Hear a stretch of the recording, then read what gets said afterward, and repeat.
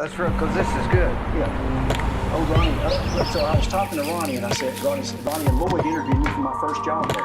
And Ronnie said, and I had a history of about every 3 years I've changed jobs. And he looked at me and said, "You think you last longer than 3 years?" So when I retired a year and a half ago, I was at a board meeting, which I was an officer of the board, and I told Ronnie, I said, "Ronnie, you remember that? I lasted 26 years. But you talk about a fine man to deal with. I didn't work directly for him. I worked directly for Lloyd, but he was one of those guys that, let me tell you, one piece of advice he gave me a long time ago. He said, "Troy, when they hired me, he said, let me tell you something. He said, let me tell you what's important. Remember that the people who came before you didn't make it very many years." He said, you need to know who to ask questions to. Don't take everybody's advice. Run it the way you believe it needs to be ran, and you'll be fine. 26 years later, I'm still there. So what was Ronnie's job there?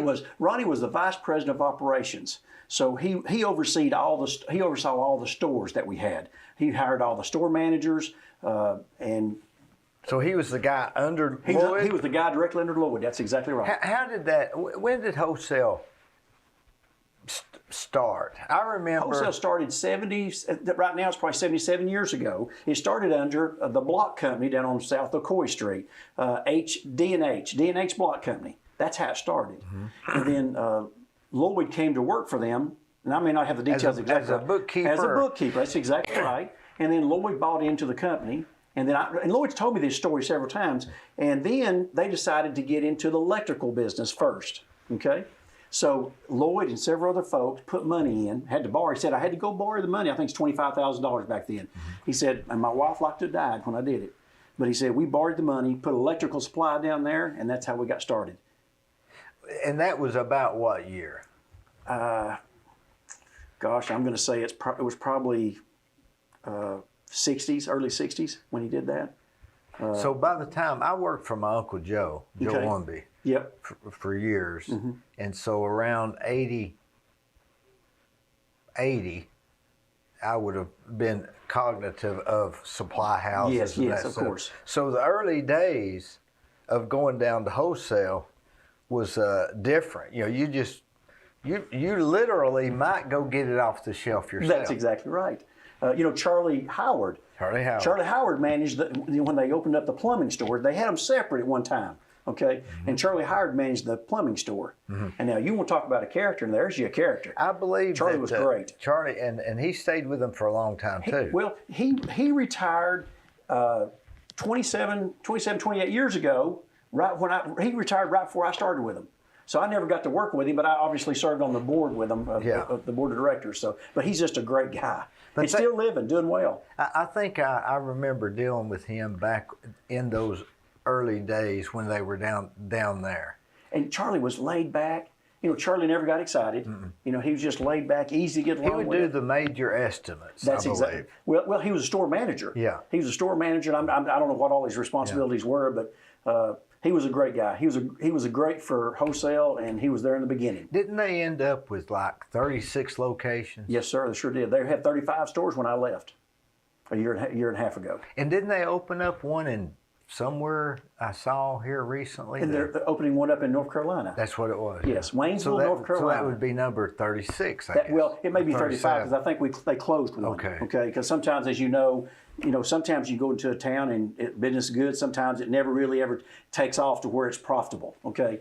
So I think that we had closed one right before I left. So they were always in the plastic pipes. Yes, that's correct. Pipes. That is correct.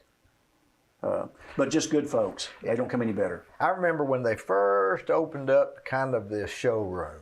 That was kind of a new thing. That was a new thing. That's new exactly concept. Right. Yes.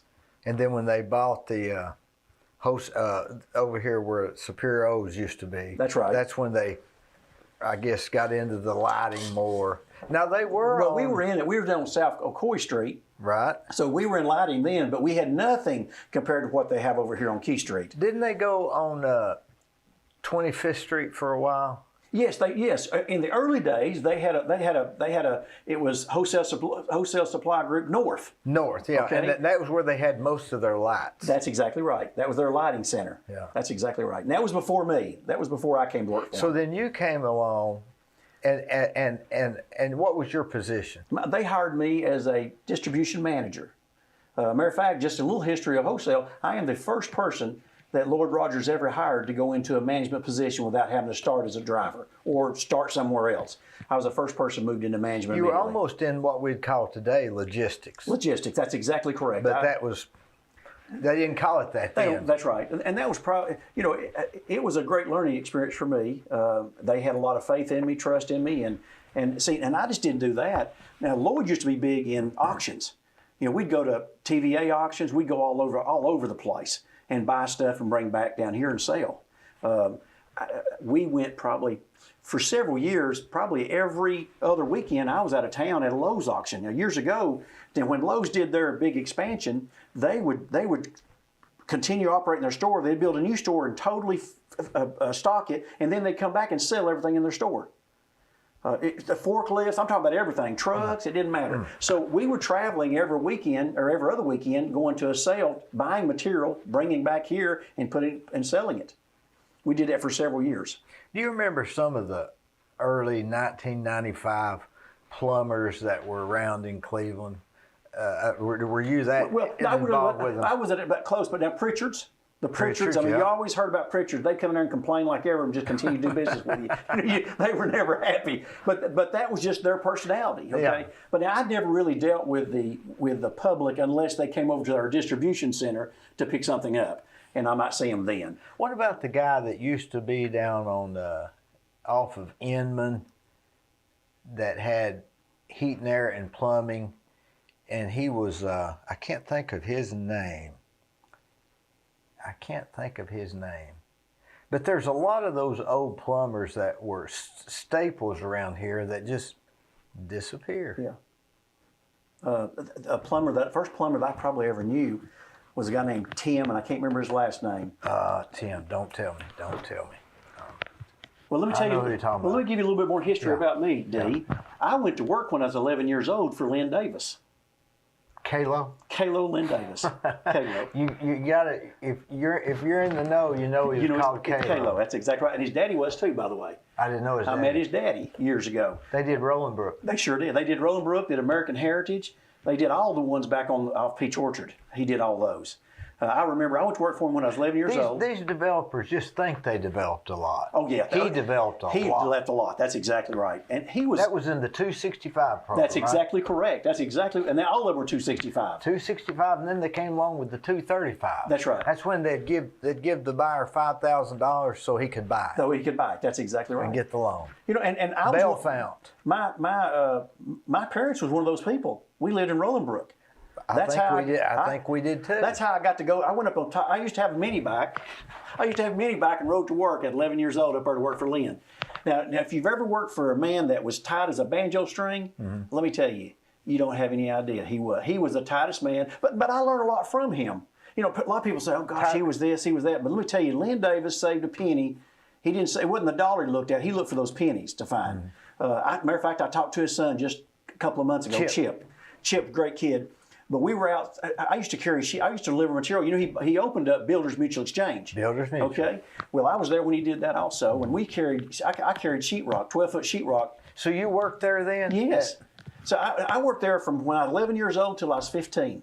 So you weren't a stranger to the construction business. No, sir. Matter of fact, I've been knocking on doors, obviously, during my campaign, and I ran into one of the original owners of J&J Drywall. Oh. And I can't think of his name, but just a great guy. Russell. Brother, Russell. Now, Russell was the daddy. Russell was the daddy, and then his brother was in business with him. They were partners. And I met him knocking on doors probably a week ago, and it was just amazing because I thought, gosh, see, we used to carry all their sheetrock for them before they started stocking it themselves. A guy named Ronnie Kidd and I. Ronnie Kidd. You remember one Ronnie? arm. Yeah, one arm. That's exactly right. I worked with him for 5 years there at Builders Mutual Exchange. And he did insulation on the side. That's exactly correct. Is he still alive? He's still alive. As far as I know now, I built a house and he insulated for me. So that's been several. I think I still use the company that Kids insulation that he started maybe. Yeah.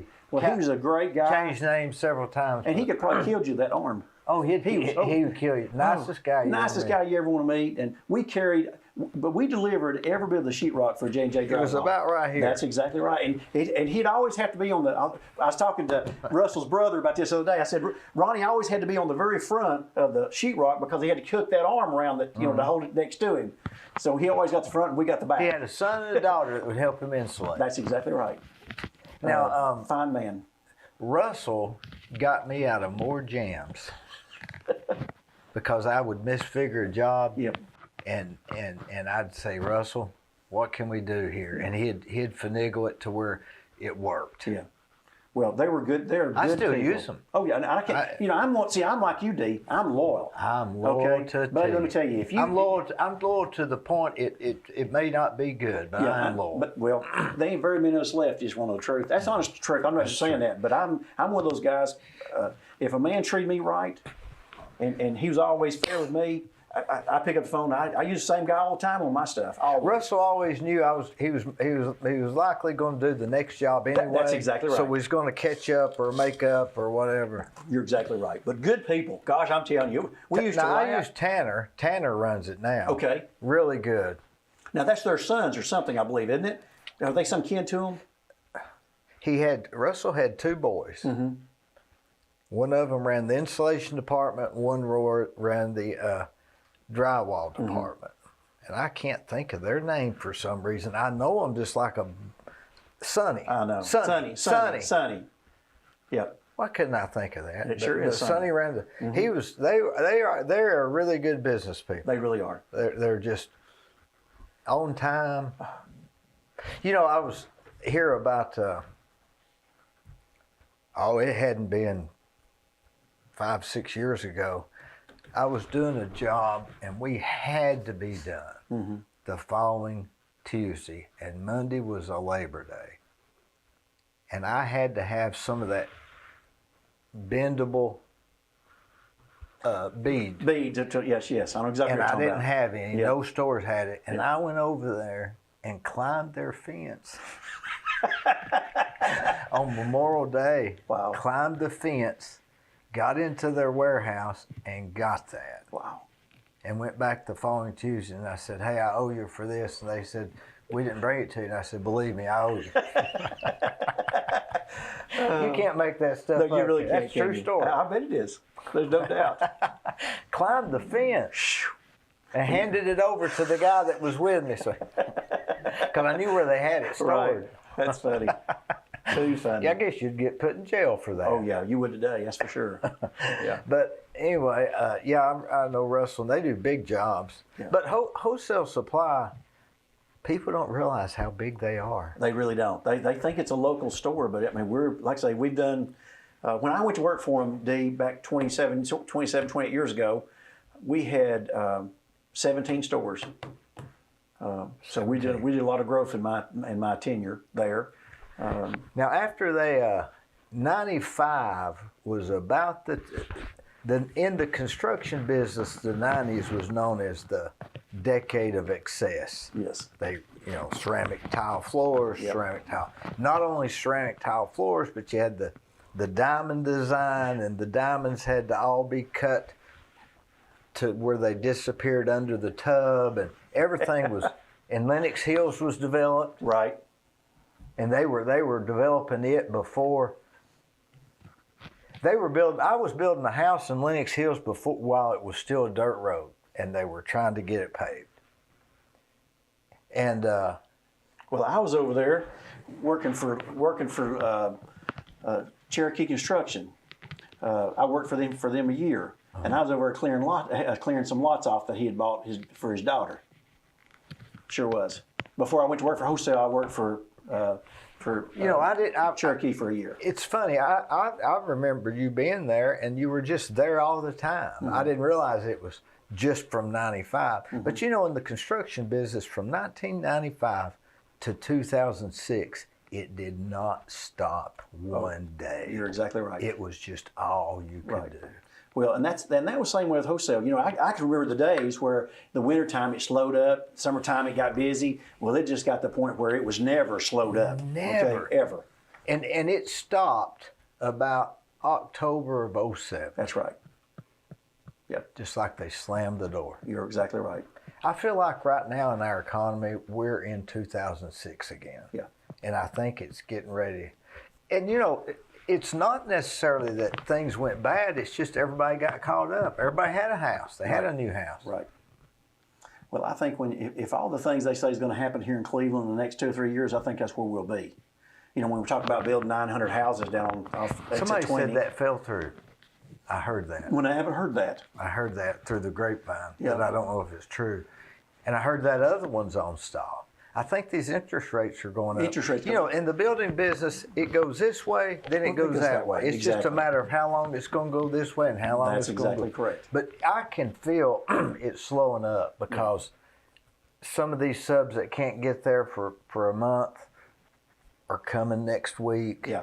And just little things that you can really see that you think, hey, everybody's catching up a little bit. That's a good point. And when they're catching up in June, they're going to be really caught up in November, December, because what we're doing now is getting stuff. Exactly. So I think and I'm glad, man. You can't ever. The prices are unbelievable. Yeah. There's not a day go by I don't get a letter saying we're sorry. We're informing you that gravel, concrete. That's right. Drywall. Right. If you can get it. Right. I agree. It's a weird phenomenon, isn't it? Well, I don't know how. Well, and some information I have heard. The problem we're having today is because the interest rate's going up, people are having to lower their price on their house to sell their house to sell it now because the interest rate kicked the price up per month so high that they can't qualify now. So so I think it's going to force the house pricing back down to a reasonable amount. That's supply and demand, and affordability. I mean, capitalism and all of the above. That's exactly right. That's why you don't get out here and do too much, because when it stops in this business, it stops overnight. That's right. It's the next morning. Yes.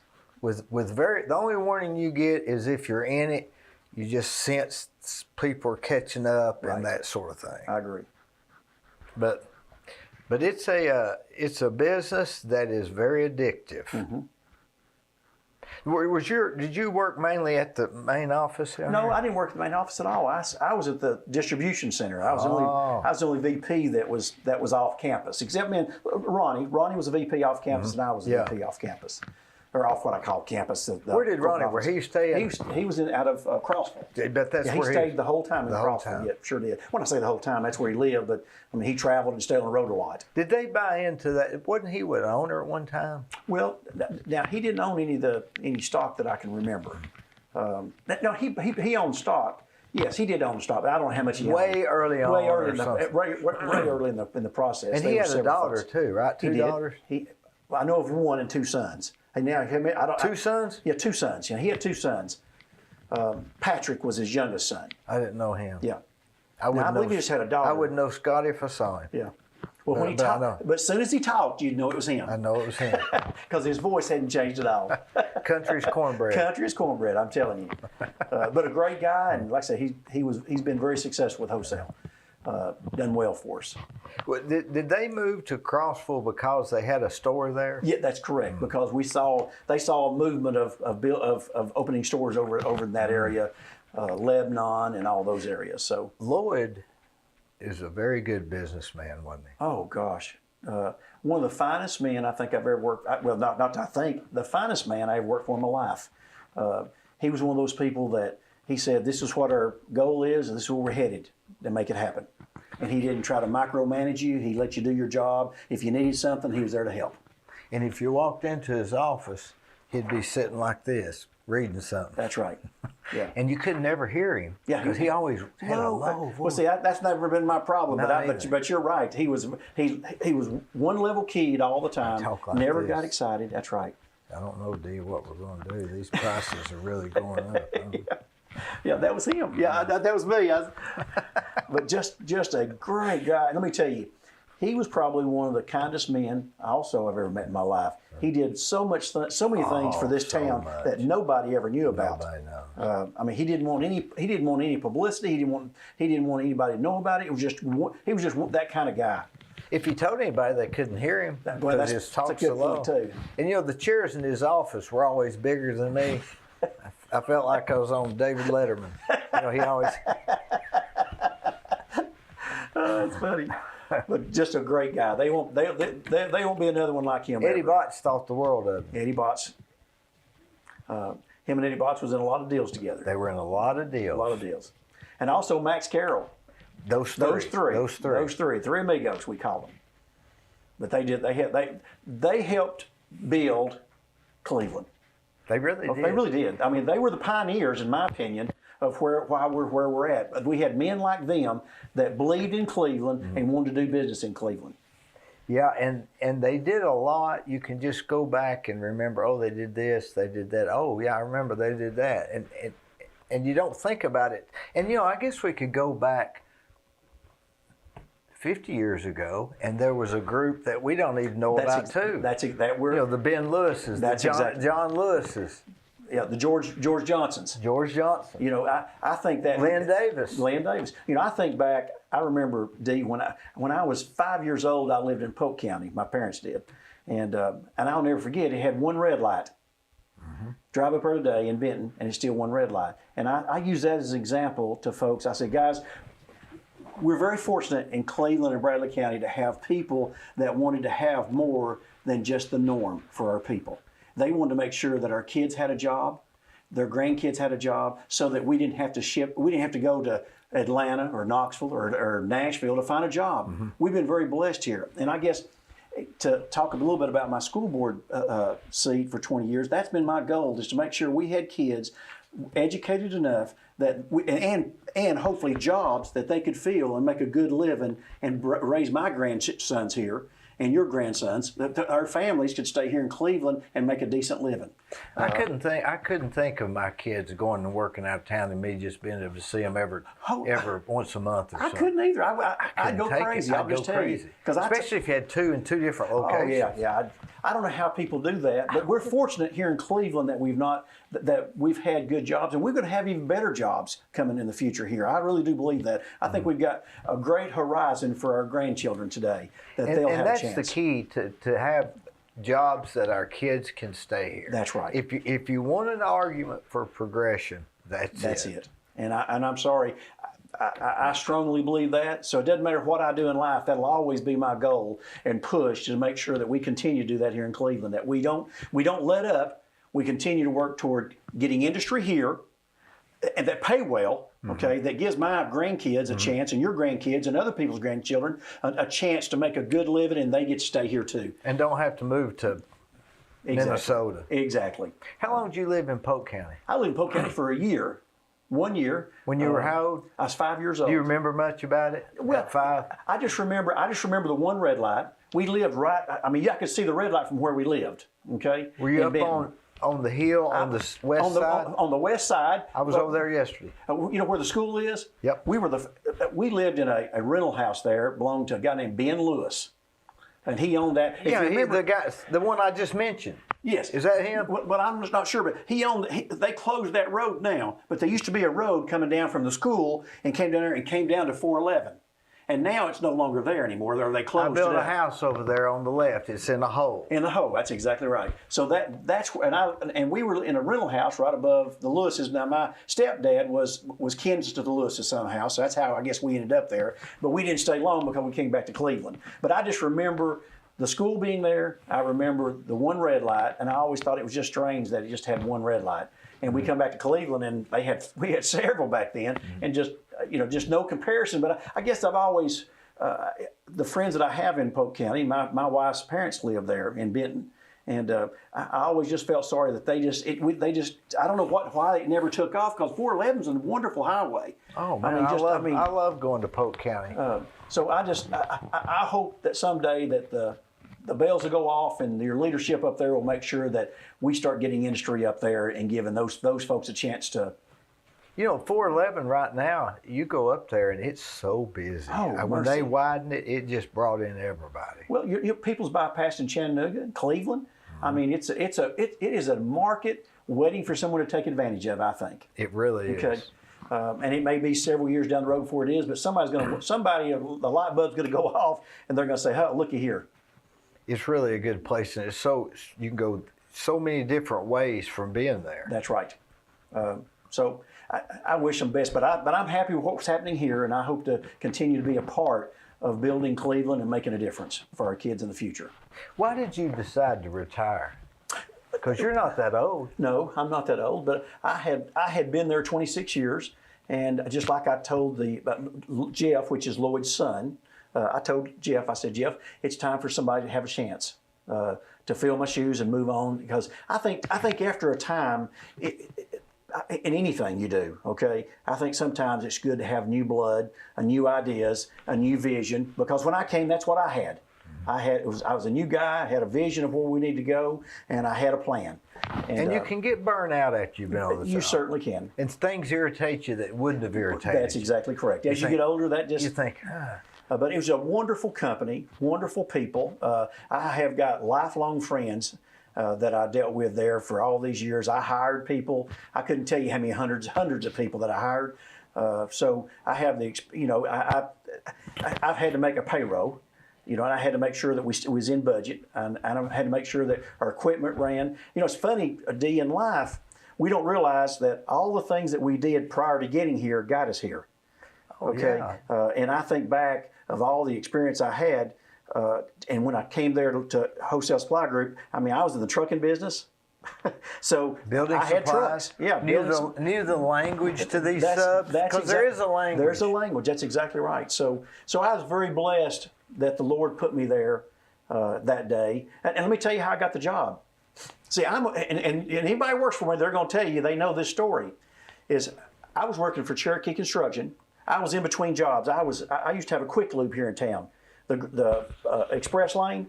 I was an owner of there. Okay, on Keith Street. Used to be the old Hardee's. Remember that? Yep. Green and white. I remember. Okay. Well, see, myself and one other gentleman, we were owners of that, and I decided to leave.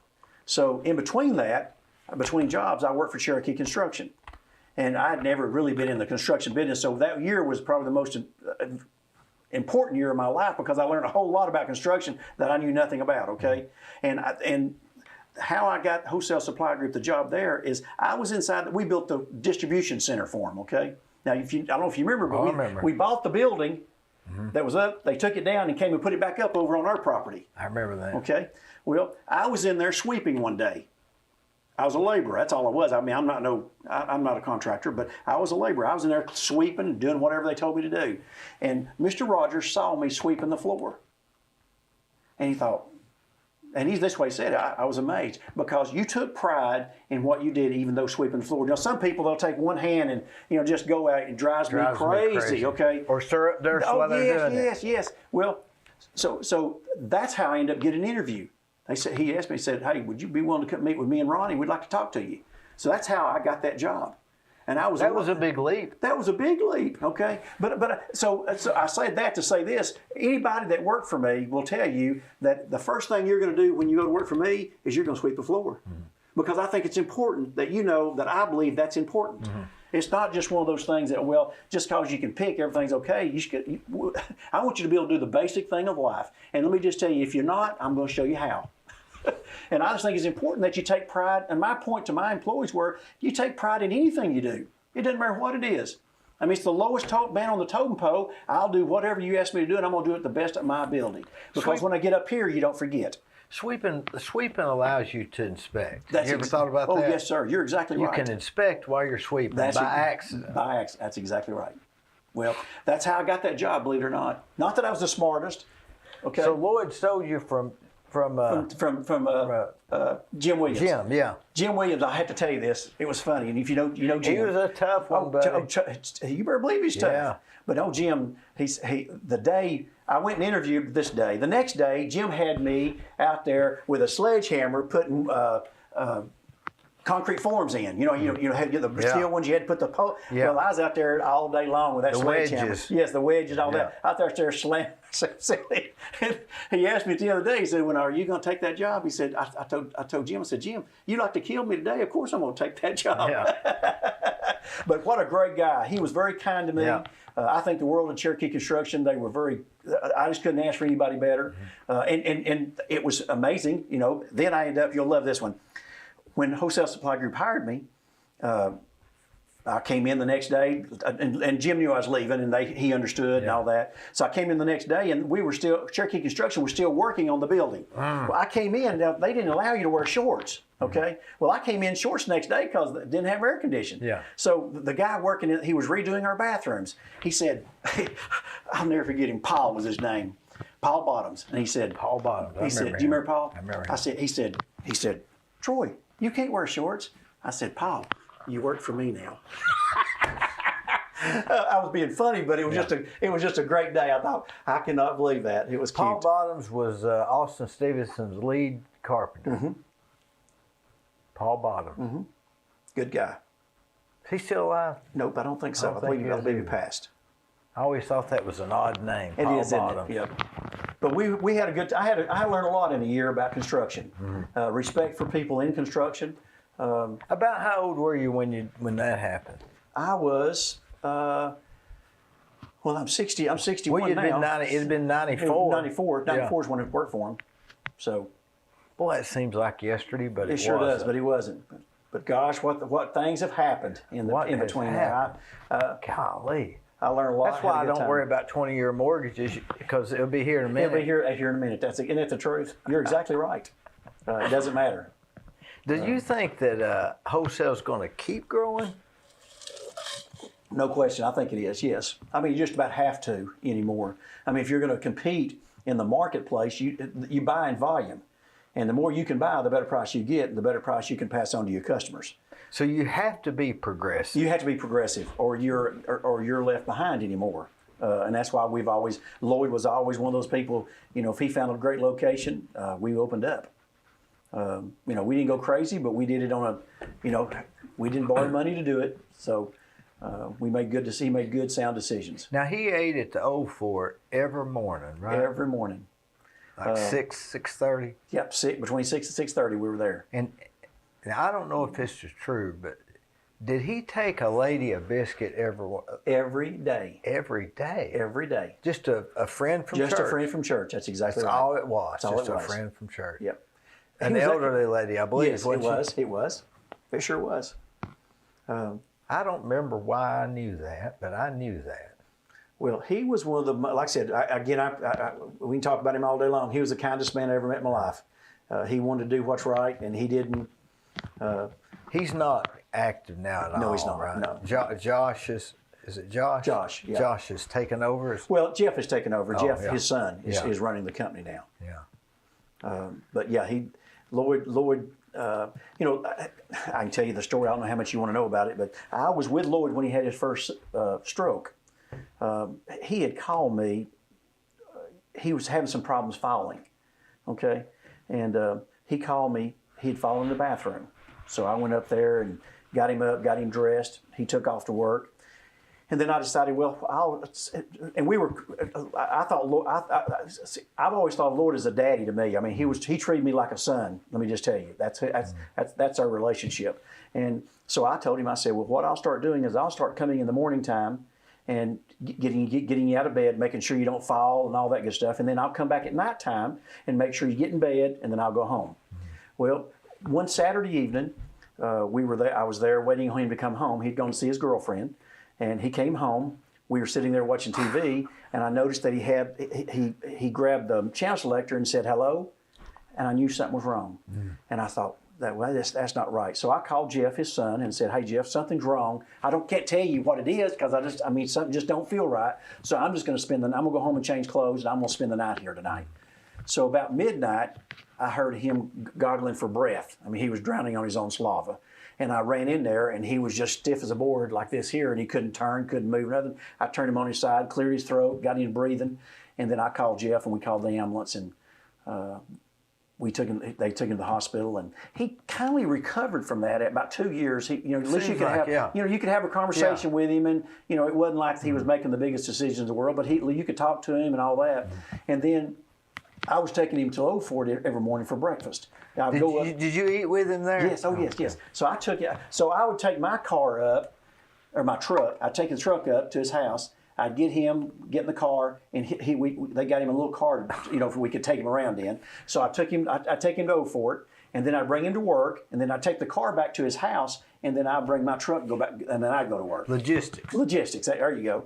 I would pick him up, take him up there. Then one morning, he eats the same meal every day, never changed. Okay, and so we were sitting there, and he said, "Hey, I need to go to the bathroom." So I always followed him to the bathroom because he had a cane. I wanted to make sure he didn't slip on the floor in there, and then he sometimes had to get his britches fixed for him. And he went up there to use the bathroom. He got done. I got him ready to come back outside, and I noticed that he couldn't operate his cane. It was weird. So I didn't pay a whole lot of attention to that, but I did notice it. Took him back to the table, and then all of a sudden I noticed that he couldn't use his right hand. He was using his left hand to eat. He don't do that. So I called Jeff because he'd had another stroke or seizure, whatever you want to call it. Okay, but it wasn't noticeable. You wouldn't even note it. Okay, if you didn't know what was going on. So we called an ambulance, got him back to the hospital again, and he really hasn't recovered anywhere close to where he was last time. So, but just a dear man. What a well-lived life, right? Oh gosh, we used to go to ball games together. We'd take him. He wanted to go to Tennessee, so we'd go to Tennessee ball game. We took him to Georgia and Tennessee ball game one time. Whew, what a trip! He made a lot of money, didn't he? Oh yeah, he did very well. He was very smart, but he wasn't one of those people he didn't blow it. The only thing he loved to have was Corvettes. Okay, and he loved Corvettes. But other than that, he was not really a big spender at all. No, he never was. No. He never was boisterous. No, not at all. You wouldn't even know him. Oh, no. And if he saw you out at a restaurant, he'd buy you a meal. Oh, yeah. I couldn't tell you how many meals he's bought. Yep, I had to hide my ticket. Yeah. So But what a great guy. He really was. Yeah. And he's still alive. I don't talk in past tense, but he's still a great guy, but just don't really know, How old would he be now? He's 84, 85, I think. But just his son still eats at the Old Fort, I think. Yeah, I'm sure. Yeah. I would say. Let me tell you about Capstar Bank. They're located in Nashville, Hendersonville, Gallatin, Athens, Madisonville, Sweetwater, Etowah, and in Cleveland at 950 25th Street and 3855 North Ocoee Street. I've used them. I like them. Give them a try. They're no problem.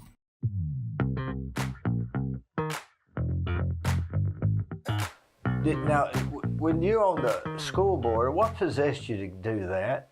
Well, was that an unusual path, or? No. I would tell you that I was the PTO president at Michigan Avenue.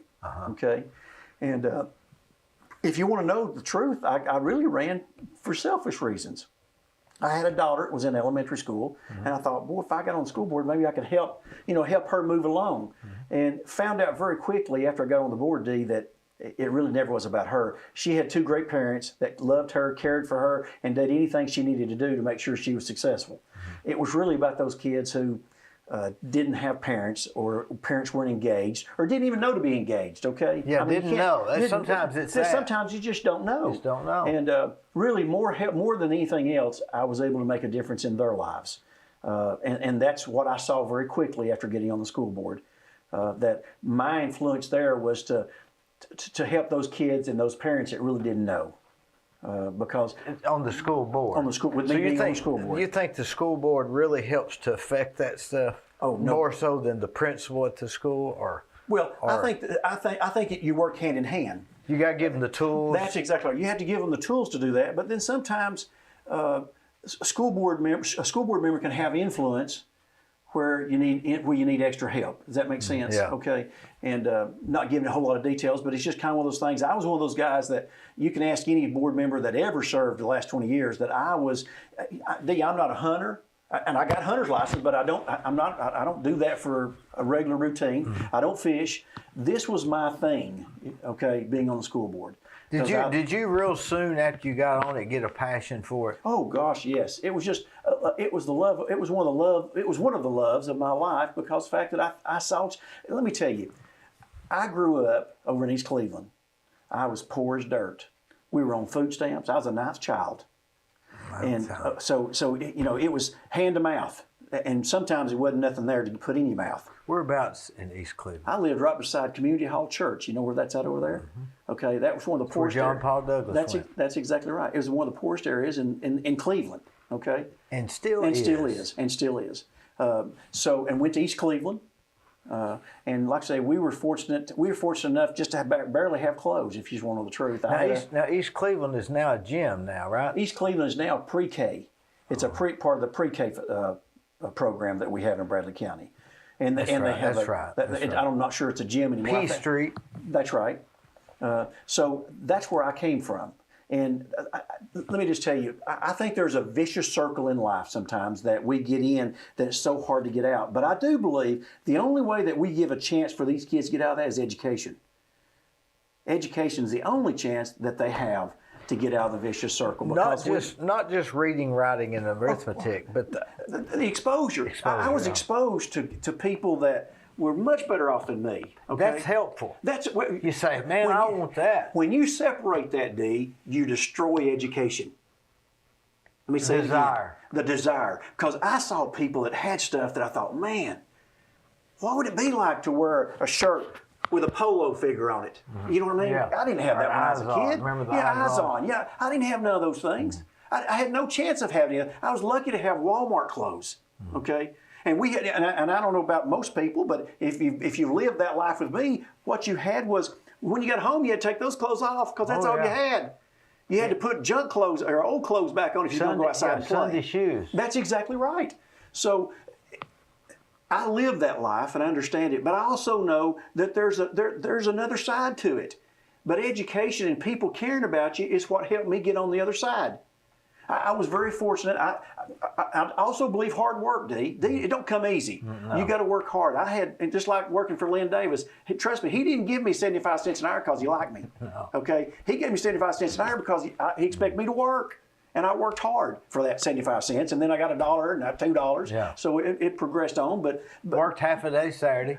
Every Saturday and every evening. By the way, maybe not even half a day. Maybe like till 2 or something. 2 or 3 o'clock. Yeah. But I worked every afternoon also, after school. I went to work for him after school. I didn't watch cartoons. Did you go to Bradley? I went to Bradley. Sure did. Yeah. Being from East Cleveland, it was an eye-opener for me to want to have what other kids had. Now, maybe that's selfish, maybe that was mean, I'm not sure what it was, but it was a desire in me that I wanted to have something more than I have. And I wanted to be something. I'm going to tell you a story about when I went to East Cleveland till the 5th grade, and then we moved to Rolling Brook, and I was at Michigan Avenue, okay? From 6th, 7th, and 8th. That's when we had all those grades in elementary school. A little bit of a step up. A little bit of step up, no question. But let me tell you, the eye-opener for me one time is I was in a classroom, and I won't mention the lady's name, but she's a dear lady. She's passed on now. But she must have had a fight with her husband that day. I'm pretty confident. We don't forget things you don't forget in life. This is one I don't ever forget. She came in there, and she was mad at her husband. I'm confident of that. And she told the girls in there, now, understand, I was poor, bald-headed as could be, because my mother shaved her head because we didn't want to have lice or anything like that. That was back in the day. Yeah. Okay, not very good looking, couldn't read. I mean, there's lots of. You weren't tall. No, wasn't tall. It was all those things were going against me. Okay, and this teacher gets up there and she says, "Girls," she said, "do not marry a poor man, because your life will be miserable." Now, let me tell you what I just told you. God, I was poor. I was uneducated at that point. Okay. And the girls didn't come running to me because I wasn't that good looking. What grade was this? It's 6th grade. That's a vulnerable age. Vulnerable age. Now, I could have taken that D and said, oh, gosh, I'm just going to give up. But let me tell you, I've never forgot that because that's been one of the things that drove me for years because I wanted to have a good family. I wanted to have the things in life that that my family could never have had, okay? So that was a changing point in my life of where am I headed? Where am I going to go? And it made a difference because I had been very successful, quote unquote, through my lifetime. I learned, it was funny, Kalo Lynn Davis, here's the lesson I learned from him. Number one, to be tight as a banjo string. Okay, we changed oil in a truck and you had to take the oil can and let it drain for 2 weeks before you threw the oil can away. Yeah, okay, seriously. Yeah. And I also learned from Lynn Davis that I figured out very quickly that the guy who was telling me what to do, he was making a lot more money than I was. And I said, now, what do I need to do? I need to figure out how to get on the other side. And this was a kid thinking, I need to figure out how to get on the other side of the fence. I need to be the boss. I need to be the leader. I need to be the guy who's making the decision, because he's the guy that's making the money, not the guy out here digging the ditch. So that was a changing point in my life there also, because of the fact that I realized that I had to figure out how to get over here. And I figured out how to get over there real quick, by the way. I've been blessed. I've been in management for years and years and years because of the fact that I realized that was my forte. How was your parents? Were they big into that? No. My parents were very uneducated. I had a stepfather, which he was a drunk. Okay, just to be honest with you. What about your real father? Never met him in my life. I had no idea. To this day? To this day, no. He could be living down the road and you wouldn't know he's dead. I know he's dead, but I never saw him with my own eyes. Now, I may have when I was first born, but he died 2 or 3 years, I guess when I was 2 years old. Is what my mother told me. Okay. So I never. It wasn't like he deserted you. No. He didn't desert me. Yeah. No. And so it's a changing point in your life when you figure out that all these things will come together if you. And I'd also tell you, work hard is what made the difference. You know, I worked hard at everything I ever done because I wanted to be good at it. Well, and you also didn't have much of a choice. You had to. Oh, no choice. My mother had a 3rd grade education, so I didn't get any tutoring at home. Okay, that was. But I did. But obviously, to be honest with you, if you don't know the truth, I didn't. Tutoring wouldn't have happened anyway because I worked every day. Yeah. Because the money that I earned, it had to go into the house for us to buy clothes for me and my brother and my sister. You know, I had 9. I was the 9th sibling, so now all of them didn't live at the house at the same time, but it made a difference. And it made me realize what you had to do if you're gonna be something someday. If you're ever gonna succeed, okay, is the word I guess to look. But it don't come easy. Did you have a guilt for not working, like taking a day off during the week or something? Oh, Did that give you a guilt feeling? Oh gosh, yeah. I didn't like missing work ever. Okay, I mean I'd have to be very, very sick to miss a day. I guess in my 26 years. With Wholesale Supply Group, if I miss 10 days, I'll be shocked. If you just want the truth, I don't miss days. I like being there. It's part of me. It's part of my life. I take it seriously. I work very hard at anything that I do. I always try to work hard at because I want people to know that I want to be there. And I've always wanted to be one of the people that I'm going to make you more money than you could ever pay me. That was my philosophy. Because if I made you money, I always had a job. And if I ever left a job, I left a job wanting them. When I left, they wanted me to stay. Mm-hmm. But that's the way I wanted to leave. I didn't want to leave. Then, gosh, I'm glad he's gone. I wanted you didn't to wish feel I was like there. You were owed anything. You had to work for whatever. Oh no. I believe you, and I think that's why I've had the success in life that I've had because of the fact that's the way I've always felt. Is you earn it. Okay. What was your normal weekend like when you were 15 years old living in East Cleveland? No, by then you were at Rollingbrook, right? Rollingbrook. A normal weekend, Saturday I worked till 2 or 3 o'clock. Whereabouts did you live in Rollingbrook? If you go down Rollingbrook Drive, I lived at the very bottom of the hill right before you get to the creek on the right. The lot goes up or goes down? Goes up. The lot goes up. The next lot over goes down, I believe. Well, no. The next lot is across the creek and it's flat. Mm. Now ours used to, if you remember when it used to flood, it would flood all the way back almost right to the door of the house, the basement door, but it never got in the basement. I knew Ronnie Cantrell lived over there. Yes. Did you ever know Ronnie? Yeah, I did. A lot of folks lived. Roxanne Boyce, do you remember Roxanne Boyce? Keith Knox? No, I knew Ronnie Cantrell and his boy. Mm-hmm. The Bowlings, David Bowling. No, I don't know. You know Eddie, Terry Lee. Eddie Dyer lives over there. You know Eddie? No, I don't know Eddie. So we had a good group of people. It was a good community. It was a good community. Now I've heard that after it went through a rough period for a while, but I think it's back to being a good community again. I used to go over there and play football with Ronnie Cantrell's sons. They were a little rough. Yeah, I bet they were. They were rough. But it was a step up from East Cleveland for us. I mean, we had a brand new house. Oh gosh, it was unbelievable. That was in that 235. It's 235. Program. That's right. That's exactly right. Social programs help. Mm-hmm. No question. I think, and we never took advantage of it.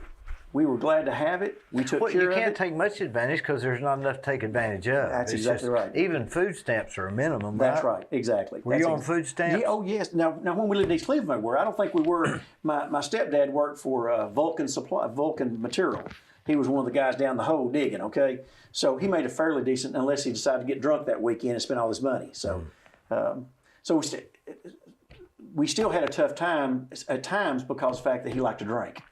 Do you remember going to the store with food stamps? Oh, yes. Most embarrassing thing in my life. I'll never forget that.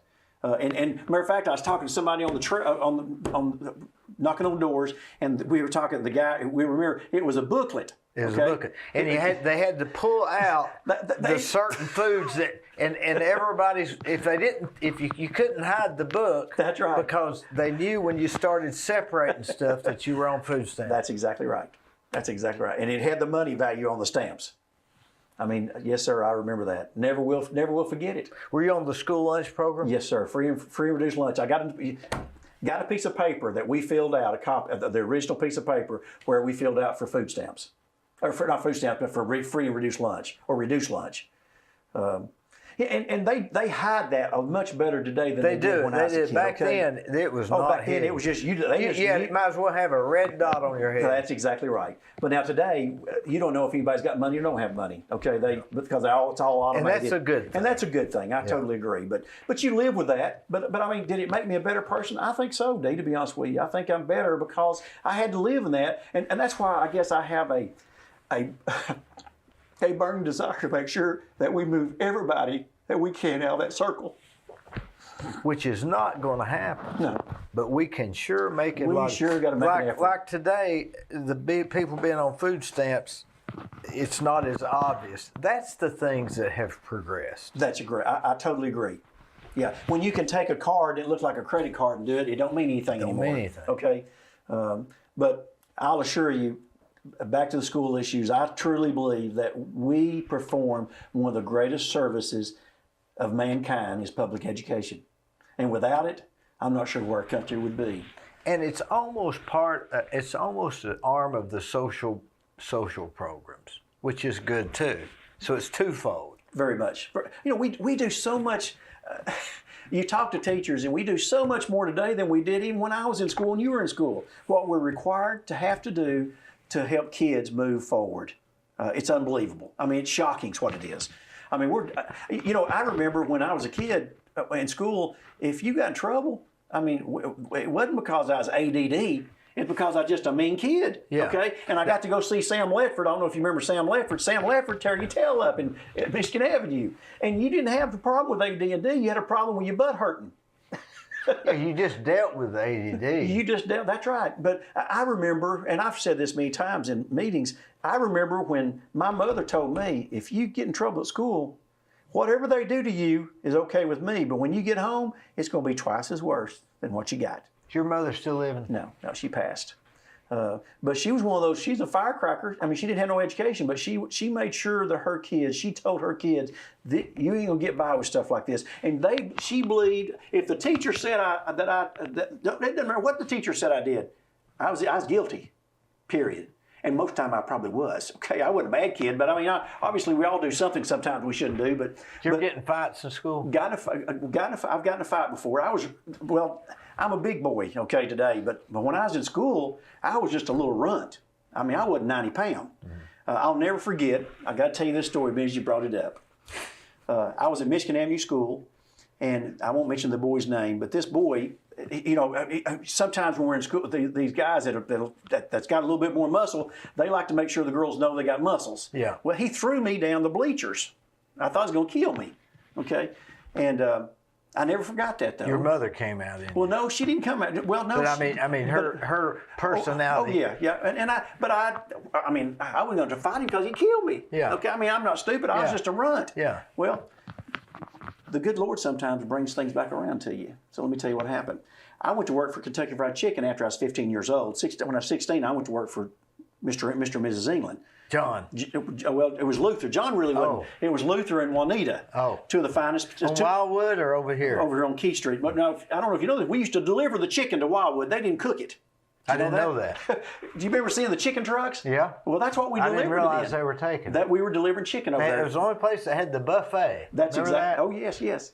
Now, we didn't have it when I was there. That was after I had left. Okay. But, so back to Kentucky Fried Chicken. I was working at Kentucky Fried Chicken. I was a manager, 16 years old. Okay. But again, to tell you that's what I believed. You got if you're going to move somewhere in life, you got to make that step. Some people don't want to. I did. Well, the gentleman that threw me down those steps came in for a job. And I was sitting back there at my desk. I let him come in, and he interviewed. How old were you then? I was 16 years old. Okay. He came in, and Ms. England said, "Hey, there's somebody here wanting to put an application in." I said, "Okay." So I walked back there, and gosh, there's that guy. And I just smiled. I let him fill out that application and ask him 10 or 15 questions. And I said, "Well, we'll let you know." Yeah. That's what I would have now, said. do you want to know if I hired him or not? Oh, I know. Yeah. I didn't hire him. I wouldn't have hired him. I didn't hire him. No. Everybody else, well, did you hire him? Well, no, I didn't hire him. No. He was mean to me. Yeah. We're from East Cleveland. We don't do that, right? That's exactly right. But I just thought to myself, now, but I didn't say he don't know that story today. No. Okay, and I never tell it to him. But it was just kind of one of those things. The good Lord brought that thing back around for me to have peace with it. Okay. Mm-hmm. Now, did I get him back? Not really, but still, I felt better about it because here's a guy who picks on a little scrawny fella. See, and I'm for the scrawny boys. Let me just tell you, because that's where I came from. Yeah. And I don't like bullies. I mean, if you don't get on the bad side of me, if your kid's a bully, we got a problem. I'll just tell you, because I don't like bullies. I think we can get along and don't have to be bullies. And they're not only in school; they're still out. They're still out here in the public today. Okay. Gotta deal with some of these brick masons. Yeah, they're a little tough sometimes. Yeah, you got to really act like you got a gun in your pocket. That's right, exactly. Well, that was an experience there. And that was at Michigan Avenue? That was at Michigan Avenue. It sure was. Michigan Avenue is not the same school it was back then. I'll assure you. It's a great place for kids to learn. We've been very blessed. They say that's one of the best schools. Well, it's if anybody that's gone to Michigan Avenue really likes that school. I don't know if you knew Tyler Brown. Remember Tyler Brown? Oh yeah, I sure do. Yes, I sure do. Well, you'd be amazed. I used to go to his Thanksgiving thing. Oh really? Because me and Jerry Cross, we'd go because Jerry Cross watched after him, and anyway, makes a difference.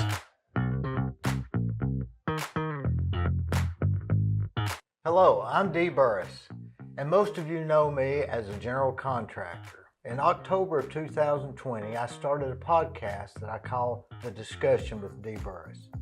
Each week, I have conversations with interesting, informative, and fascinating people from Cleveland and Bradley County and the surrounding areas.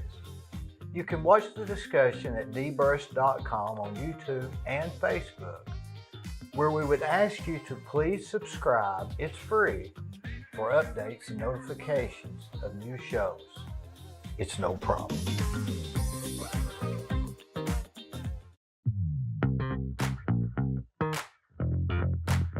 But now, where does the school board meet? To the average general person like me, you hear of the school board, I don't even know what they do. I don't even know where they meet. Okay. Well, let me first tell you where they meet. They meet at South Lee Highway, right in front of Bradley Central High School. As soon as you turn into Bradley Central High School, the central office is right there. Okay. That's the county school? That's the county schools. That's exactly right. I served there for 20 years with probably the greatest thing I've ever done in my entire life. I loved it every moment that I've ever spent there. You thought you could affect change? No question. No question. We can, sometimes people need encouragement and they need a help to push. And again, I didn't change the world, but I was there and they knew that I was going to be I am pro-education. If there ever was anybody ever run for office today, Troy Weathers they'll tell you Troy Weathers is pro-education. I believe it's critical for the future of our town. I think it's critical for the future of our state.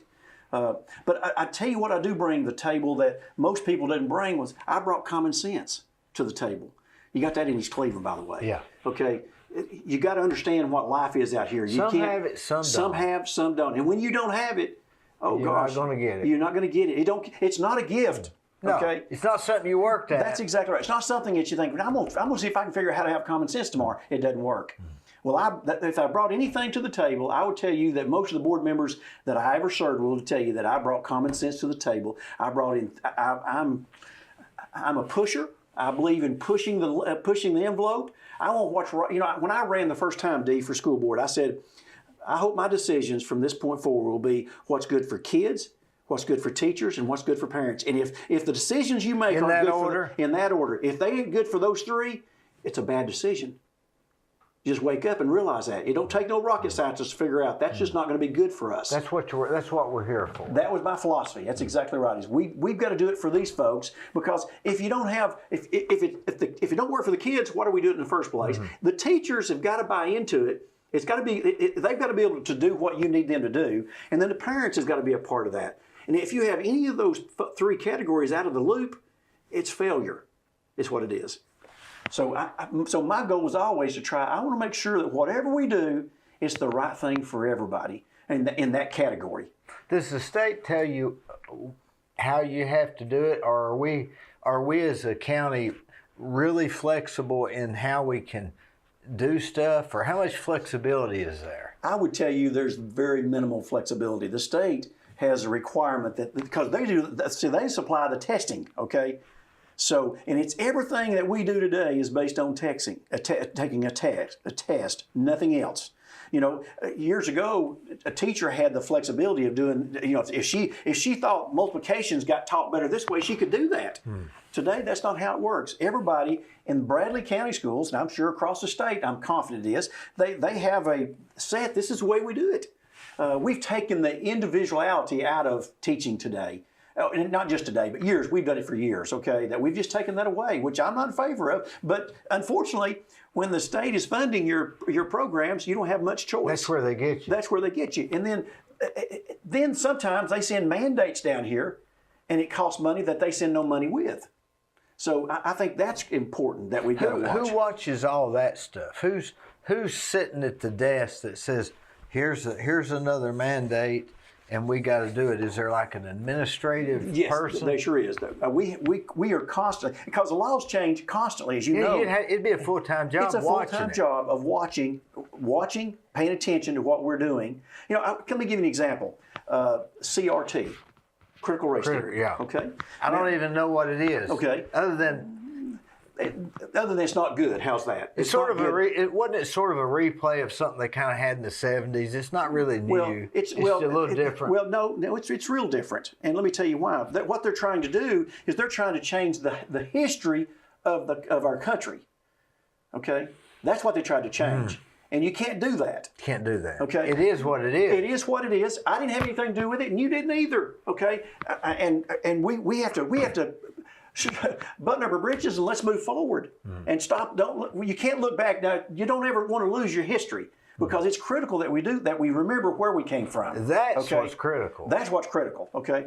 Well, CRT, the state of Tennessee did a law that said that, or a mandate that said that we cannot teach that in our schools, which Bradley County Schools that's what I believe. So we did, as the chairman of the school board, I asked them to do a resolution that we'd all approve, that we would send to our teachers to make sure they knew that they can't teach CRT in our school system. Now, they'd already said you can't, but just because Nashville says you can't, don't mean you get the message. Right. Does that make sense? Yeah. Okay. We make a lot of rules and laws that you and I know we have no clue what they're about, or what passed. You may have a Lone Ranger out there. That's exactly right. So I, as the chairman, decided we needed to do this. We did that. As of today, we're still the only school board that did a resolution to make sure that our teachers knew that they can't teach CRT. Now, let me tell you why that's the truth, or why that is the case. Because nobody wanted their offices flooded with people complaining about it. Well, let me just tell you, if I believe something, I'm a Republican conservative with common sense. If I believe it, I don't mind telling you that. And I'm not afraid of any group wants to come in and speak about it. It's okay with me. But I believe people ought to know where we stand. I don't think we ought to leave it a gray area. I don't believe in gray areas. No. Okay. I believe you ought to be honest. You ought to tell the people where we're at and where we're going. And I've always tried to do that. And I think that was when people say, well, how do we know you're conservative? Well, there's the prime example of being conservative and knowing that I believe what we believe as Republicans, and I believe the other folks would need to know that if they work under us. And looking at some jeopardy of people, did you have many getting upset about it? None. Not one. But see, so many people are afraid. You know, we get elected to these offices, and then we're afraid that we're going to lose the office. Okay, Jesse, I don't know if you know this, but I've lost one time. I was on the board 16 years, and I lost for 4 years and came back and won again 4 years ago. because things were said that wasn't necessarily all the truth. And that's usually what happens, Dee, in the political arena. People start rumors that are not true. But let me go ahead and just tell you, if you hear something really crazy, it's probably not true.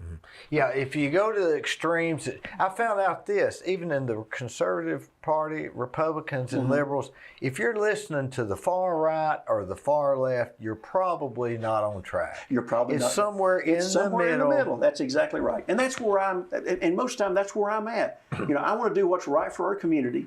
Let me tell you, I'm from Cleveland, Tennessee. I had someone make a comment that that they didn't just move into the district.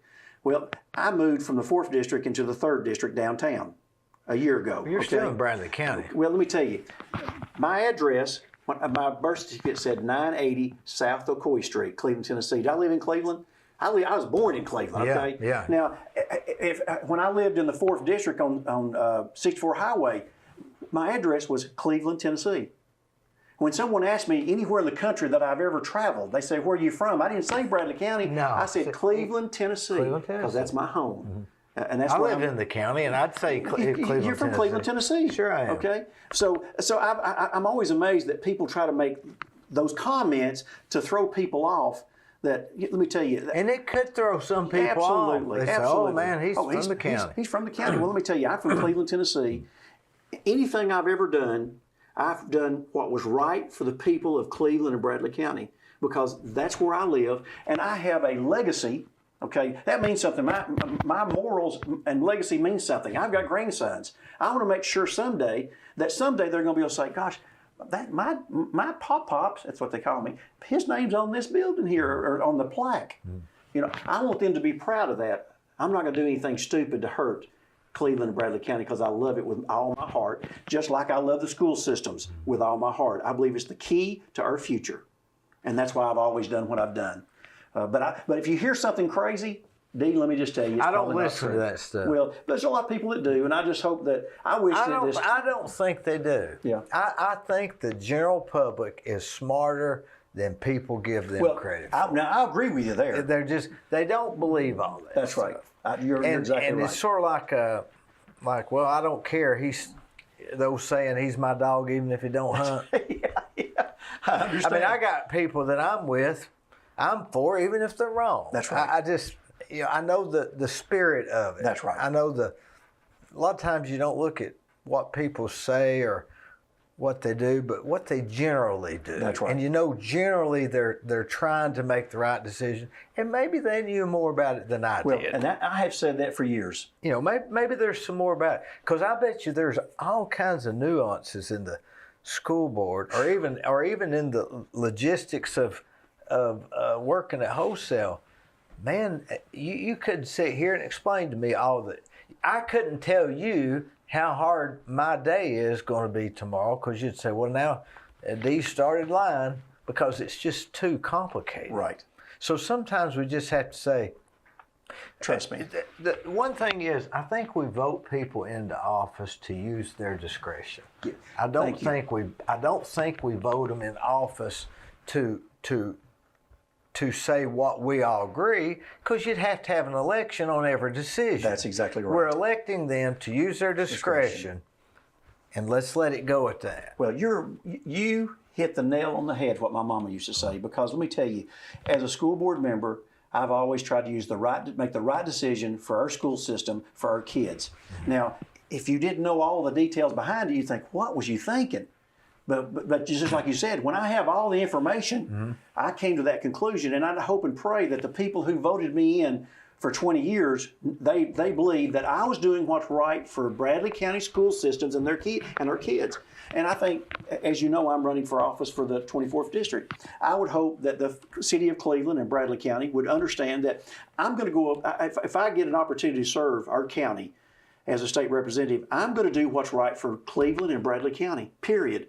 I mean, that's the first gauge that I use, is what's right for us. What's going to help your business? What's going to help our community? What's going to help You have no other agenda. None. I have no agendas. I mean, Dee, I'm retired, so I don't need the money, and there's not much money anyway. And it's a part-time job. Is what it is. It's from January to April. What is it? Let me go back ahead. to this. Did you ever know? I used to work at Cook's. Going back to use your own discretion. I worked at Cook's food store, Okay. and Conrad Day was my boss, and I was in charge of the produce from Thursday, Friday, and Saturday. And so, knowing me, I don't look it, but I am very detailed. So he came in one day, and I said, Conrad, I've got a list here. I'm gonna clean under the tables. And I made a little list, and he had his pipe. He said, Dee, use your own discretion. He says it's yours. Exactly. I never will forget that. Yeah. But anyway, state representative, now, you would really be a good one. Well, I mean, you really would, because you've seen all the sides. You've seen how mandates and policies can affect certain areas. But now that's the same job that Dan Howe has, right? that is correct. It was I'm running in Mark Hall's seat. He's given his seat up to run for state senate. Okay. Dan does a good job. He does a great job. He is a wonderful representative for Cleveland, for Bradley County. He serves the Bradley County area. One of the best. Oh gosh. I don't know how you going to beat him. How are you going to beat what he does? Well, I'm not. Let me tell you what I'm going to do. I'm going to work hand in hand with him to make a difference. Because he's a different. Well, let me tell you. If you had to run against him, you'd have trouble. Well, I would ran. Yeah. Okay. Because I'm smarter than that. Run, not ran. That's right. Running. Yeah. I wouldn't be running against him. Okay.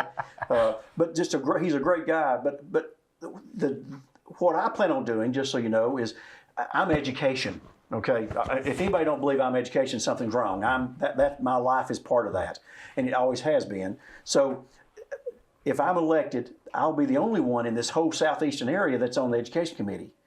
Education committee in Nashville is the largest expense to the taxpayers of Tennessee than anything else. We have the largest budget. So we need representation on that committee to make sure that we're not doing something that makes no logical sense whatsoever. And these mandates that we talked about earlier that they send down, and some of the rules that they send down for teachers. Well, here's my philosophy on those things. I'm one of those guys that believe that a teacher's plate is exactly full. As a matter of fact, it's overloaded right now. And if we're going to mandate anything from Nashville, we got to take something off that plate. And we just failed to do that. I don't know why, but we failed to do that. And we're absolutely running teachers out of the business, out of this industry. They just can't do it all. You just can't do it all. Too much. It's too much. And we've got to do something in Nashville to make sure that this don't continue. Because if not, we're not going to have teachers to teach our kids. I'm just telling you, we're going to have a shortage. Even though we've been blessed here in Bradley County to have, in Cleveland, to have Lee University, wonderful that they have an education department that's above, just absolutely wonderful for us. And it works. They fit into our system well. They do a great job. But we're going to run out of those folks if we don't do something about education and again, let these teachers do their job and stop putting mandates on them that makes no logical sense whatsoever. So I hope I'm that guy that can go up there. If you can tell already, Dee, I'm not afraid to talk.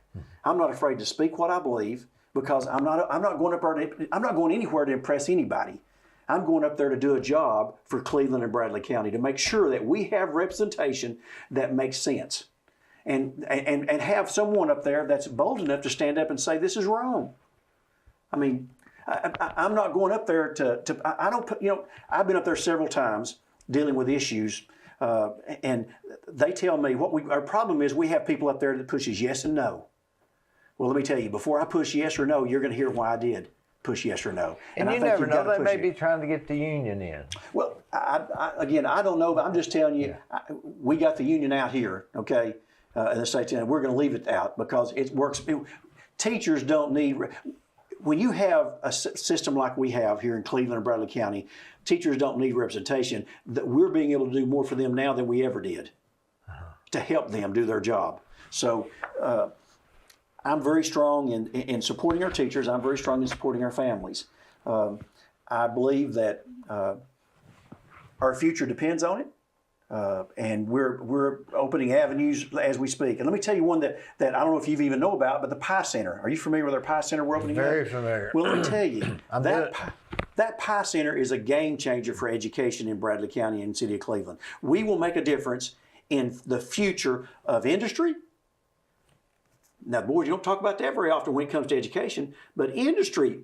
We're open avenues for industries to come back to Cleveland. Right now, they can't hardly go. Industry is having a problem finding laborers to work. That's my understanding. That Steve Wright has really spearheaded that, hasn't he? Well, he has been one of the founders of helping us put this together. Mm-hmm. But let me tell you about Steve Wright and his company. Mm-hmm. This is what I have always said.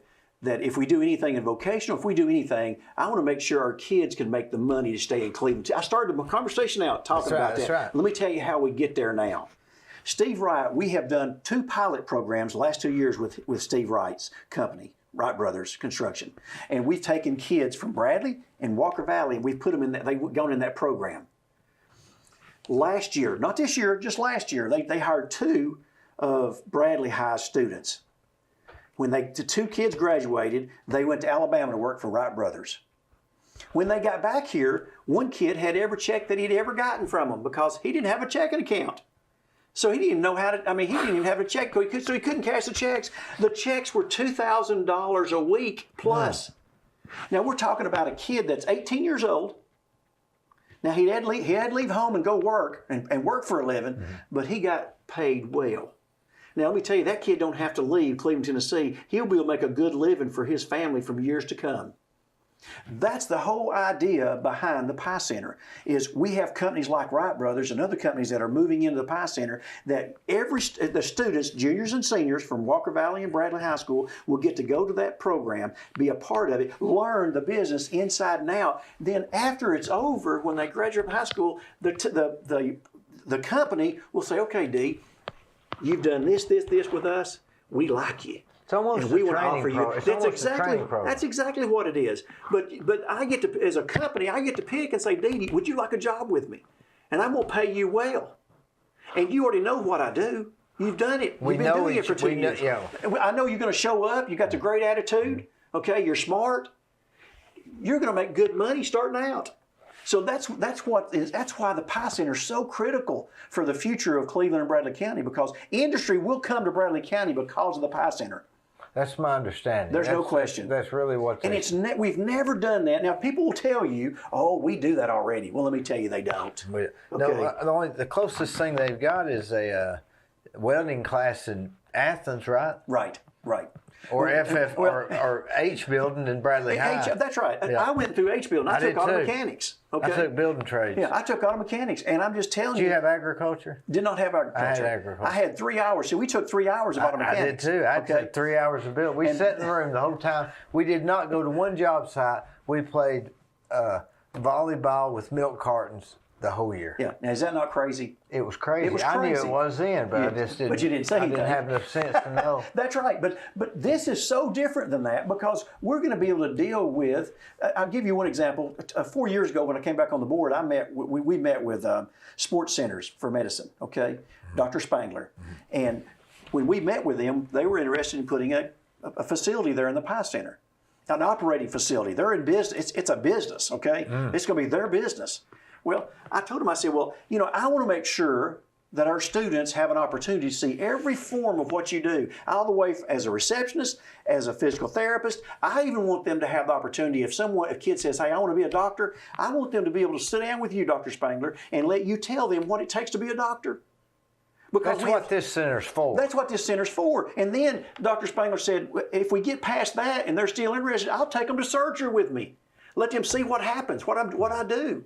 Because so many times these kids have no clue what they really want to do. They graduate, they go to college, and they still don't have no clue. Now, I'm not saying that we have the answer to all clues. Don't get me wrong, but I'm telling you, it will put a huge difference in kids who know they don't want to go to college, and they like to have an opportunity to do well without having to go to a $70,000, $80,000 debt before they figure out what they want to do.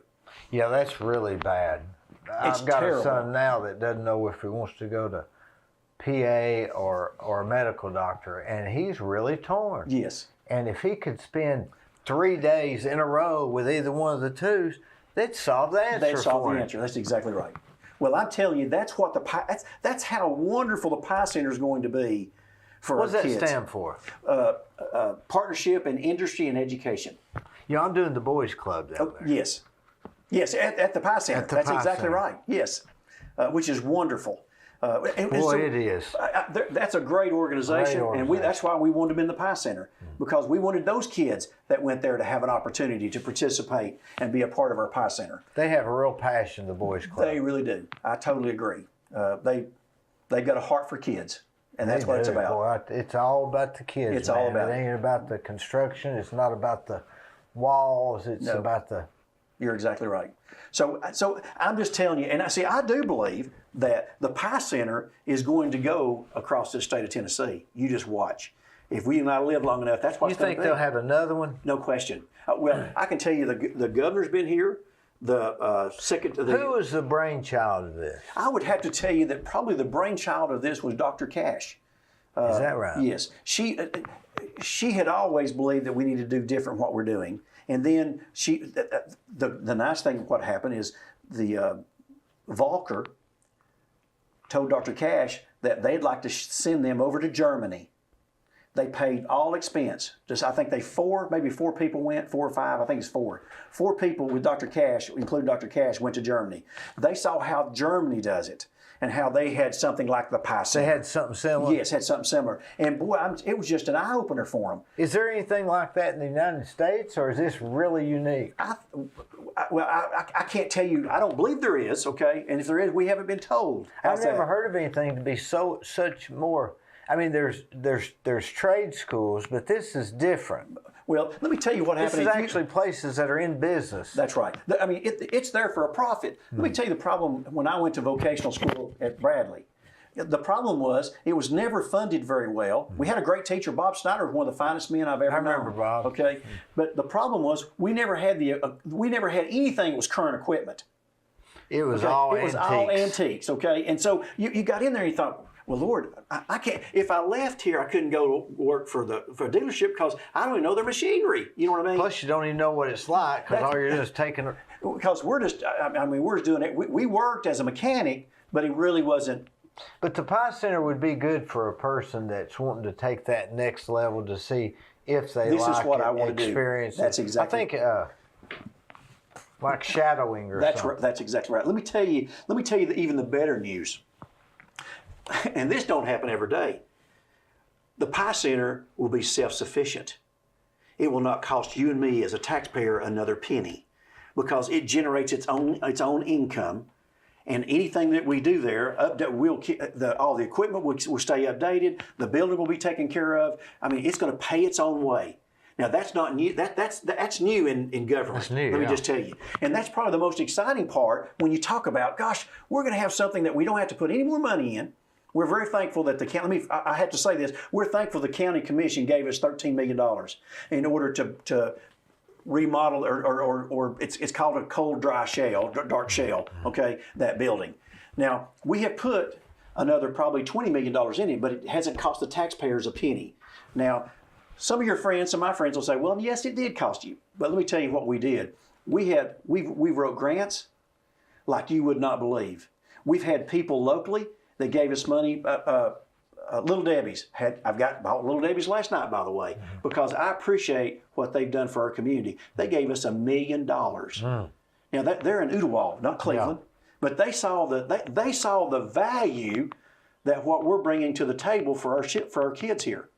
So they put their money and gave us $1 million. Well, to be honest with you, it's more than $1 million. Even the family gave us money above that. So I'm just telling you, people are committed. They see the vision that we have for our community and for our state. And I truly believe I was telling you earlier, the governor's been here, the secretary of the Speaker of the House has been here, the Secretary of Education has been here.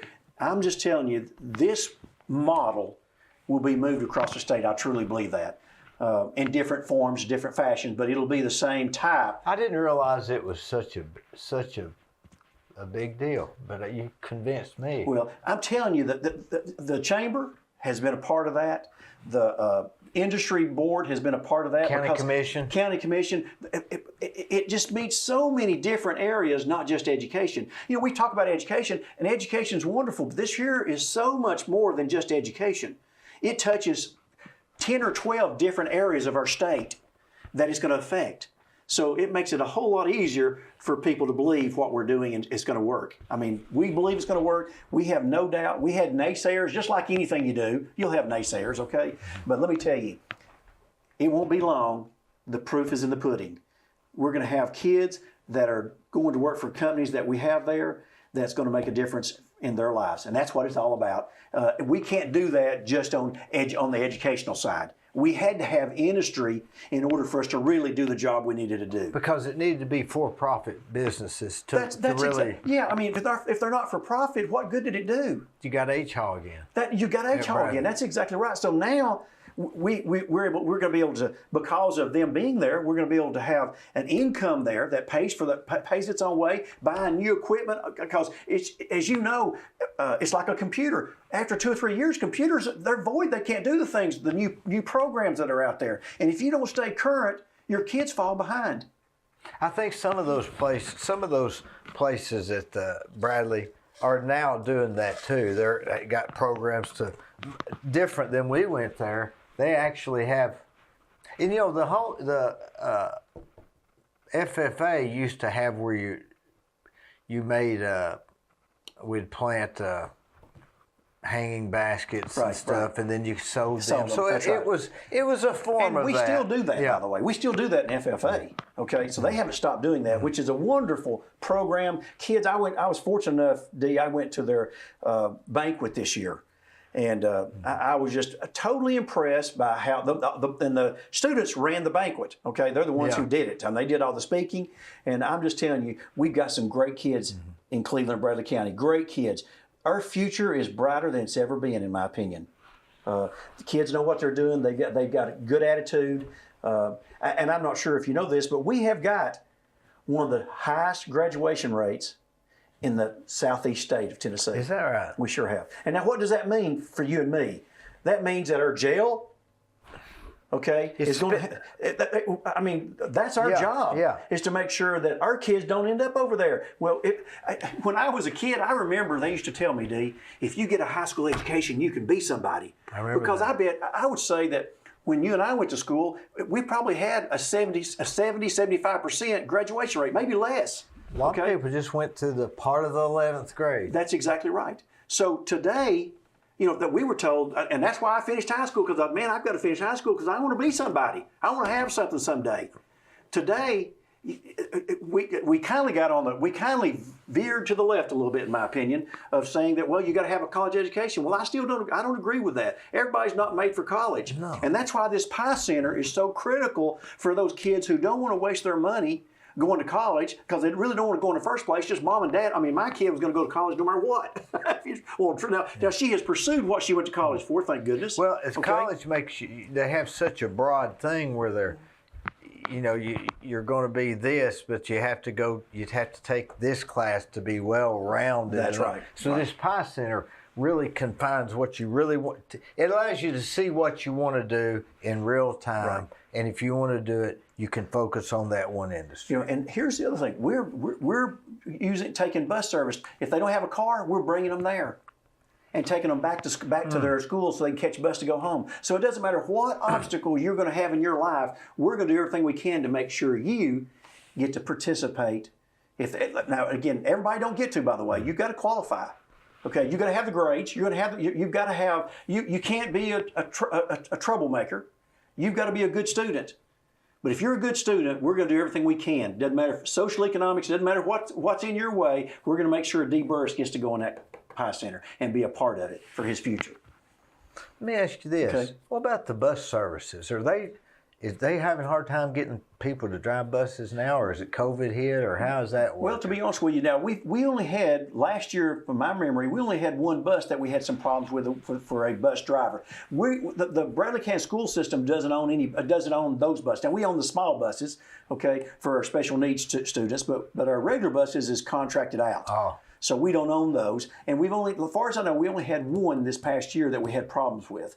And that's it, which is very good, by the way. Yeah, that's a minor amount. Yeah, very minor, and it wasn't ever done. Maybe it was the city school, but does the city own their own buses? They own their own buses. That's correct. So they've got to hire the drivers and train them and all these things. And it'd be better to just do like the county and. Well, they both have advantages, okay, and disadvantages. Mm-hmm. So, but we just didn't have the money. We've never had the money to be able to invest in a brand new buses.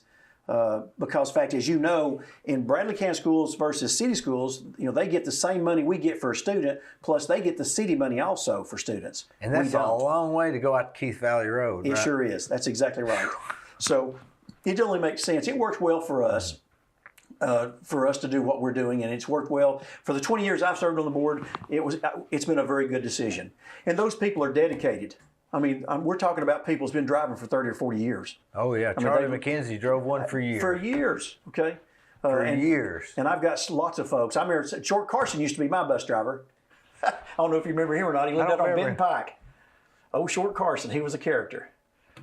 Did he have a couple of buses he kept at his house? He did. Out there on Benton Pike, right there. If you're ever going to have an accident when it first rains, you're going to have it right there in front of his house. Boy, that's the There's truth. a little kind of dipped curve. And the asphalt has got that slick. I mean slick. Boy, that's so dangerous. And I'm not sure. I don't know why we haven't done a whole lot with that. I don't know. But I'm telling you, if it starts raining for the first 5 minutes, if you're going to have an accident, that's where you'll have it. Every time it starts raining and it's been dry for a few days, that's right. I text both my boys and say, "Be careful. The roads are slick." Yes. Because after rain. You're right. Isn't that weird why I do that? Well, no, you care about your boys. My daughter, I'll never forget this. She had graduated from high school, and I'm kind of one of those guys. If you do what's right, I'm going to do what you want as much as I possibly can for my kids.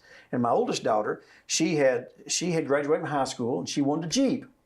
Now that didn't go over real well with her mother, but I bought her a Jeep. Because they can top over. Yeah, they can top over. Stuff, well, you always sometimes you think, oh gosh, did I make that decision? So I did make that decision. I got her one. She was coming across Peach Orchard, and it had just rained, and she flipped that thing. Golly. And she was fine. She wasn't hurt. But I'm one of those guys that you don't just give up. We fixed the Jeep and I put her back in it because I wanted her to know that you get up, you dust yourself off. Yeah, we can sell it 3 weeks later, but we're going to go back to riding it for a few weeks. Now she kept it till she was married, and I think she finally sold it maybe 3 or 4 years ago because she started having she had my first grandson, so the Jeep didn't work real well for her. So it was good, but she was a learning experience for her. But I do believe that. If a kid did get my oldest daughter didn't give me 1 minute's problem. Okay, she was a good kid. Now, did we have some ruffles? Everyone, of course you do. But overall, she was a great kid, and I felt like that because what she's done in school, she deserved to have what she wanted. Well, if they're responsible. That's right, and you know that. Oh yeah, well she's her daddy's child. I mean, she's very responsible. She cares about what she does. She works hard. She's funny. She wrote something, and Lord, I'll get emotional about it. But she wrote about her daddy today, which is me, and she said, "I remember the days that my daddy took me to school, and it wasn't a lecture. It was life." Things about life. Honey, this is what you need to look for. This is what you need to do. If you want to be here, this is what you have to do. And I talk to her every day about that in life because I think it's important that we teach our kids what we want them to be taught for life. Okay, and if we don't, they go out there with a void that somebody else is going to teach them the things of life. Somebody's going to teach them. Somebody's going to teach them. Well, I didn't want nobody to have a chance teaching my girls because I still lecture them today. I've got 2 other girls now. I've remarried, and they've had the same speeches that the first one had because I want them to know this is where we're headed. If you're gonna get somewhere in life, this is the road you've got to be taking, and you can't do these other things that other people do. Do you find that your advice has changed over the years? Maybe something that you'd say before you don't say now, or I mean, do they? I don't believe it has, to be honest with you. So you were very basic. I was very basic in life because the basics don't change. The basics don't change, and and see, that's the problem. That's the problem that our kids don't get is the basics. Mm-hmm. The basics is what brings the foundation to where we build upon. So I want to make sure that my girls have the basic, okay? That know what they know what they're supposed to do, how to act, what to say, what their responses should be. They understand those things now, and I think it's critical that all of our kids have that ability. But and let me say, if you get in the truck with me and the doors are closed, mm-hmm. if you're one of my kids, guess what? You're going to hear it. You're getting not a lecture, you're going to get a life lesson. A life. That's what my daughter called it today. Mm-hmm. She said, I got all kinds of life lessons. Okay. But I think that's what you got to do as a parent. She'll give it to her kid. She'll give it to her kid. You're exactly right, Dee. That's exactly. I'm amazed. I got to tell you a story to prove that point to you. I have my middle daughter. Okay, she. I'm always one of those guys. If you leave the lights on, guys, we're going to problem. Okay, if you leave the room, turn the lights off. Because that's just money wasted. I mean, mm-hmm. I guess I probably learned that from Lynn Davis, okay? That's what I was thinking. But I say I probably learned that from him. But I realize that's a bill you got to pay. Mm-hmm. So I have every time the girls left a room, I turn the light out, turn it. Well, you wonder, do they ever hear you? Well, let me tell you what happened. She got married. She married a great guy, okay? They couldn't ask for a better son-in-law. Boy, ain't that good. Knock on wood. Hey, let me tell you. It could be bad. It's a big. I got two daughters married, and they got great son. I got two great son-in-laws. I'm very blessed. Well, so the middle daughter, she came home one day, and she looked upstairs. She lives in her house. She got upstairs, and she looked up there, and the lights were on. Oh, gosh almighty, she went off on her husband. Said, you can't leave these lights on. And then when they told me that story, I just thought back at the times I've said that to those girls all their life, the biggest part of their life, saying, "Guys, you can't do this. You got to turn those lights out because that's money." And there's nobody in there. Did she listen? She listened. I didn't know it. Mm-hmm. So that's why life lessons are critical to give to your kids on a constant basis. Remind them who they are, where they're going, and what they want to be. And when you get them in the car, taking them to school or something, you got them captive. They have to listen. What, they can't get out. They don't slow down. Yeah. But you're right. But that was the best time of my life, taking my daughter to school every day and being able to have those conversations with her, and not knowing that all those things that I said, it meant something to her. And it's because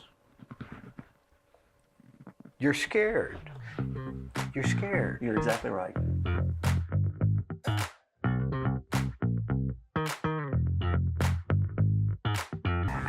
If you want residential or commercial plumbing, give Rick's Plumbing a call. Call Jason or Josh. They'll do you a good job. I've used them for years. They're no problem. Come on. Woo!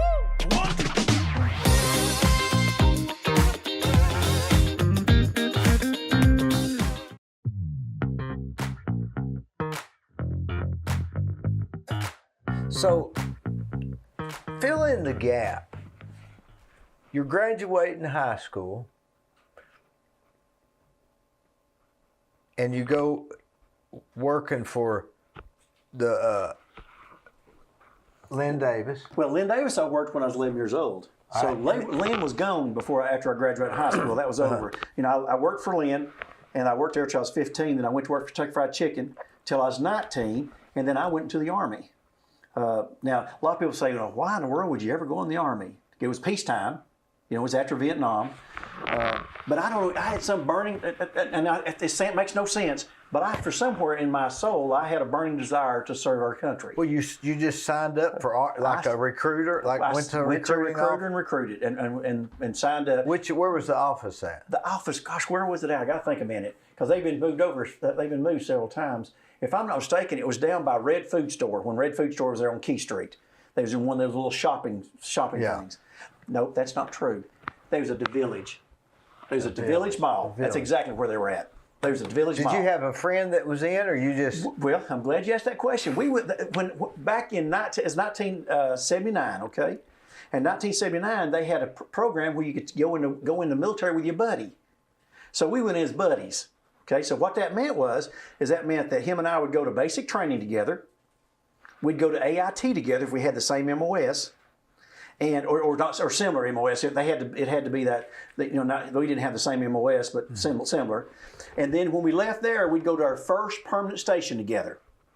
And his name was Don Pritchard.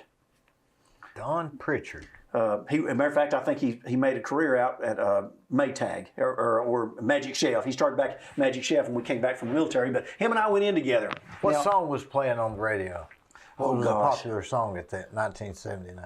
I'd be honest you with you, remember? I don't even remember. It was probably some love story that made me cry, if you know the truth. Were you rock and roll? Or? Oh, no. I was Crosby, Stills, and Nash? Yeah, probably. Yeah, I was probably there. I was mellow. I was not into. To be honest with you, as of today, I still have never been to a concert.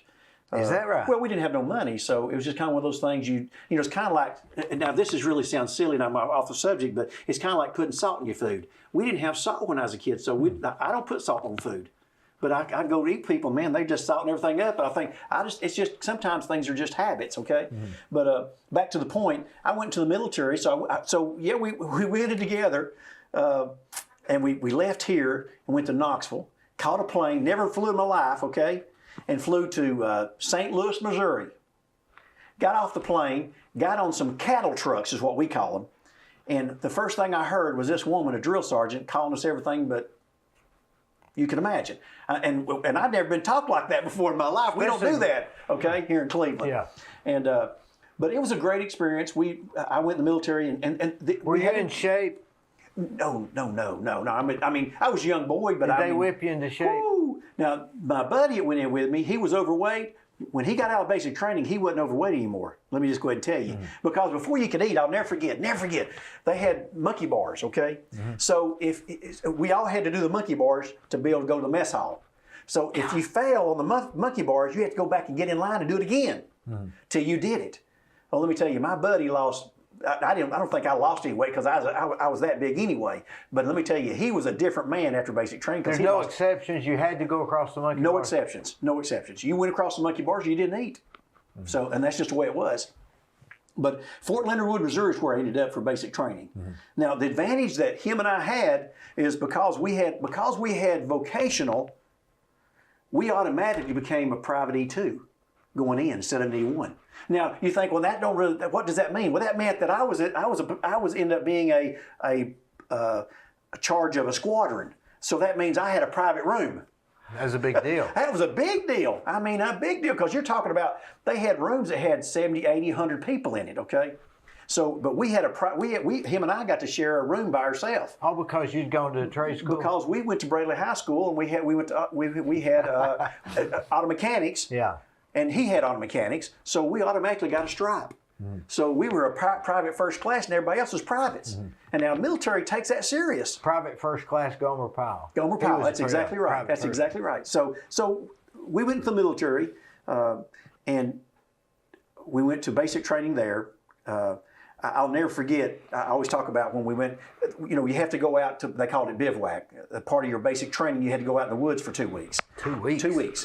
So we went out there, and I was bathrooms out there for 2 weeks? No, sir, there's no bathrooms out there for 2 weeks. No, they didn't have porta top toilets either. You dug holes. Soap? Well, they had soap. We had soap. And had portable showers, okay? How do you mean portable showers? Well, they had trucks that came out, and it had a pump on it, and you was able to take a shower. It had a curtain. In the truck or outside? No, outside the truck. Oh. Outside the truck. But it was a great experience. It was a great experience for basic training. I was very fortunate in basic training. I did very well, to be honest with you. I was one of the top soldiers in my basic training because I'll go back to the thing that I want to be the best there is. Okay. And I always have one. And in there, I was the only guy that made 100. It may sound nothing today, but it was then. I made 100 on every test they gave us. 100. And so you really studied for it? I studied. I was at nighttime, had a blanket over my head, studying to make sure that I was ready for it. And I took it serious. I mean, I was one of those guys that the salute meant. I mean, I knew how to salute because I wanted to make sure I did it right. I knew how to stand at attention. I knew those things. Did you go get a book out of the library before you went to kind of study up? I did not. I mean, as far as saluting and all that stuff. Nope. It's just when they told us how to do it, I learned real quick. Okay, and I wanted to be good at it. Because you might have learned it the wrong way. That's exactly right. So I was very fortunate because I made those hundreds. I got privileges that most guys didn't get. Okay, I can remember we got a picture of me being in my dress greens and him being in his khakis, and I was going off post and he was going back for duty. And we still laugh about that today because it was just funny. You were trying to get out of East Cleveland. That's exactly right. That was an avenue. Okay, I felt. I mean, you were that was in East Cleveland, and you were trying to get out, even there. Right. Well, always trying to get out of where you're at. That's right. To better yourself. Yeah. And it was a great experience. Basic training. I took AIT at Fort Knox, Kentucky, and Fort Knox, Kentucky was one cold place. Let me tell you. Now I didn't get to see any of the gold. But it was AIT, and my MOS was 63 Charlie. I was a tank mechanic. Now, I don't know why I decided to be a tank mechanic. I think, I'll never remember, the recruiter, I'll never forget this. The recruiter said, oh gosh, he said, you're going to be pulling them big old pistons out of that. You know, being auto mechanics, man, that's your dream, okay? Yeah. So, he said that, and I thought, man, that's what I want to do. That's it. Well, to be honest with you, I never saw a piston unless it came through the side of the motor. So we really never got to rebuild one because, see, the civilians did that in the military. Yeah. We didn't do that. Yeah. Well, I didn't know that, obviously, and he may not tell me all the truth. Yeah. But again, it was great. AIT was at Fort Knox. They taught us all kinds of stuff, really good material. Let me tell you, the Army, if the Army has anything, they got the best manuals that money can buy. I mean, it was so detailed, you can read that, and buddy, it puts you where you need to go. They didn't leave nothing out. They left nothing out. That's exactly right. They didn't leave nothing to think about. You knew it when you read it, okay? And so then when I got done with AIT, I went to Fort Stewart, Georgia. Now, I was in the dead of winter at Fort Knox, Kentucky. I went to Fort Stewart, Georgia, and it was like summertime. I mean, I thought, I have died and gone to heaven. I really thought that. I thought, this is great. Okay. Yeah. Well, it was hot. But I'll never forget my first experience, Dee. When I got there, they wanted to take me down and introduce me to the motor pool sergeant, okay, the guy that I'll be working for. Well, I get down there, and again, having mechanical background, I understand, I wasn't naive, okay? Well, I get down there, and here's this motor sergeant sitting there, and the guy came in, I'll never forget it. He came in the office, and on an M60 tank, that's what they had when I was there, okay? M60 tank, if you lost all the power on that tank, you could still fire a shell. It had an igniter that generated just a little bit of electricity to fire the shell. So you could still shoot a shell no matter what happens to your tank. Well, this one wasn't working. So this other mechanic brought it in while I was standing there, and he asked the motor pool sergeant, said, hey, can you test this for continuity to see if this wire's okay? He said, sure. He takes a cigarette out of his mouth and puts it in the metal ashtray. Okay, it's when we had metal ashtrays. Remember those? Yeah. Well, I was standing there, and he took the continuity, he took the multimeter test there, okay? Now, a continuity check means that I'm going to check from here to here. It tells me if I have a breakage in this wire. I put one on this end, one on this end. See if there's no breakage. If you have current, if your needle moves, it means you've got current. It'll go through there. Well, I was standing there. The motor pool sergeant, he took one lead and hooked it to one of the leads. He took the other one and touched the ashtray. I kid you not, touched his metal ashtray. I went, holy moly, I cannot believe this. So I realized real quick that obviously nobody knew how to troubleshoot there. Because if he was leading us, we're in trouble on troubleshooting. So I took manuals home. This is honest God's truth. I took manuals. When I say home, I lived in the barracks.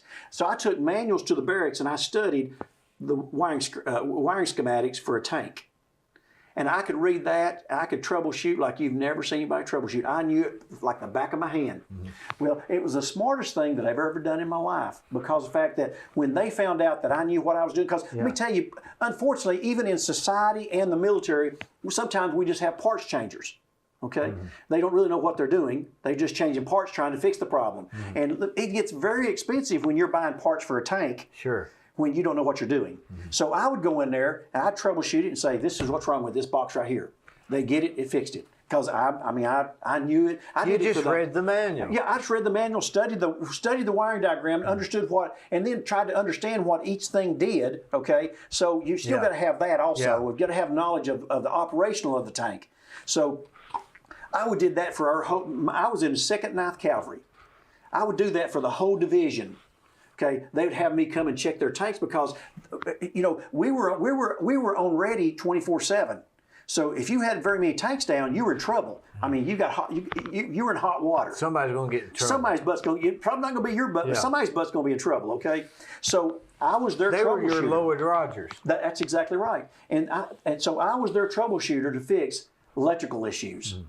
Even over, we had a warrant officer. I don't know if you're familiar with a warrant officer, but a warrant officer, you know, you have like your colonel and your commissioned officers.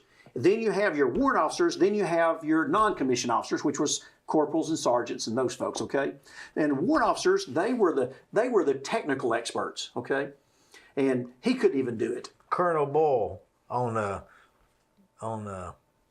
Gomer Powell was a warrant officer. Yes. So it was kind of one of those deals. So it really worked out well for me. I had a great 3-year term in there. I met great people. You were kind of on easy street after you kind of. Yeah, after I got there and they realized the ability I have. This is, Dee, you'll love this. I used to work on the colonel's personal cars of our division, the colonel.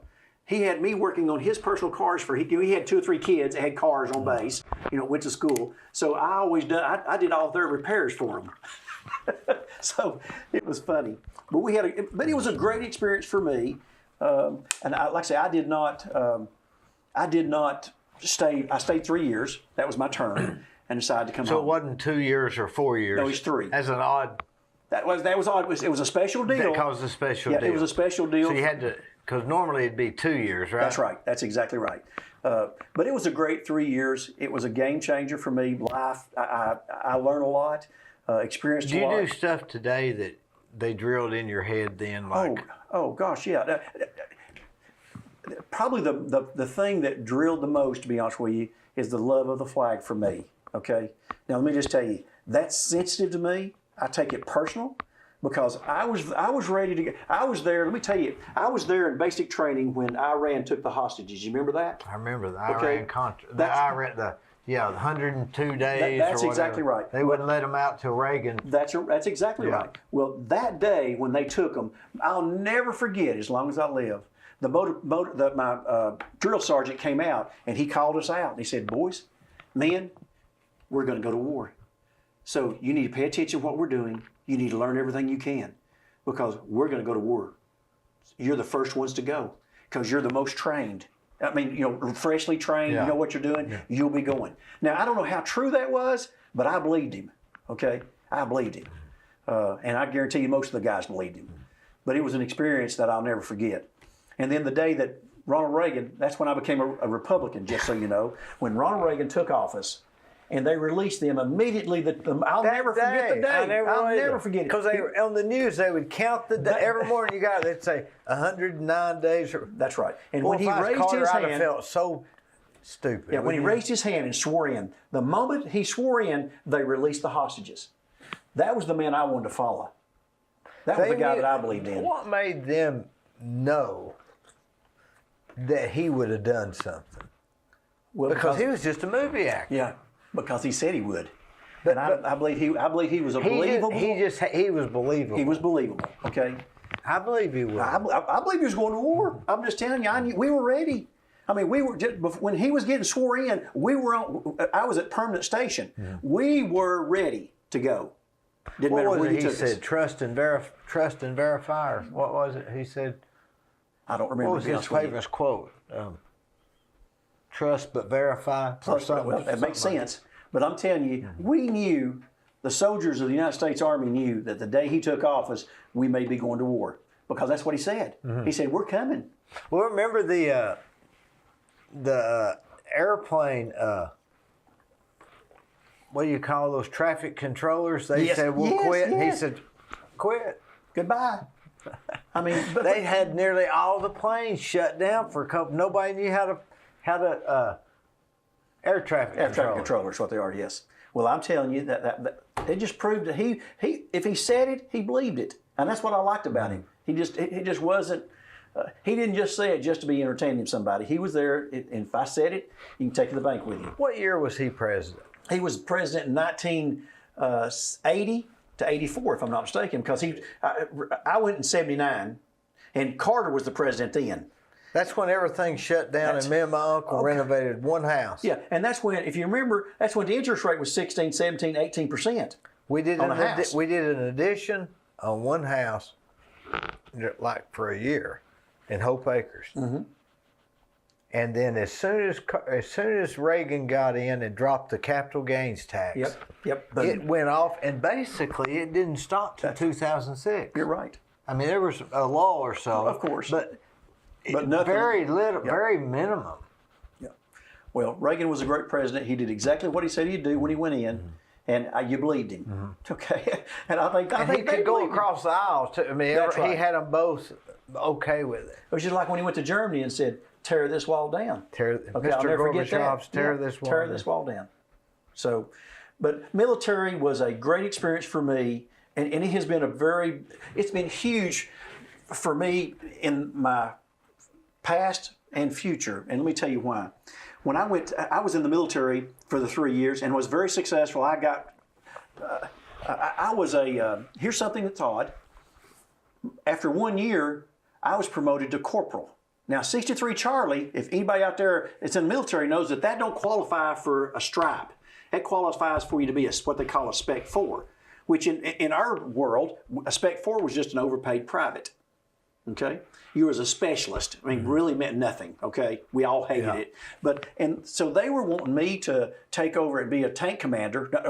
It wasn't a tank. It was what they called an M88. It was a recovery vehicle.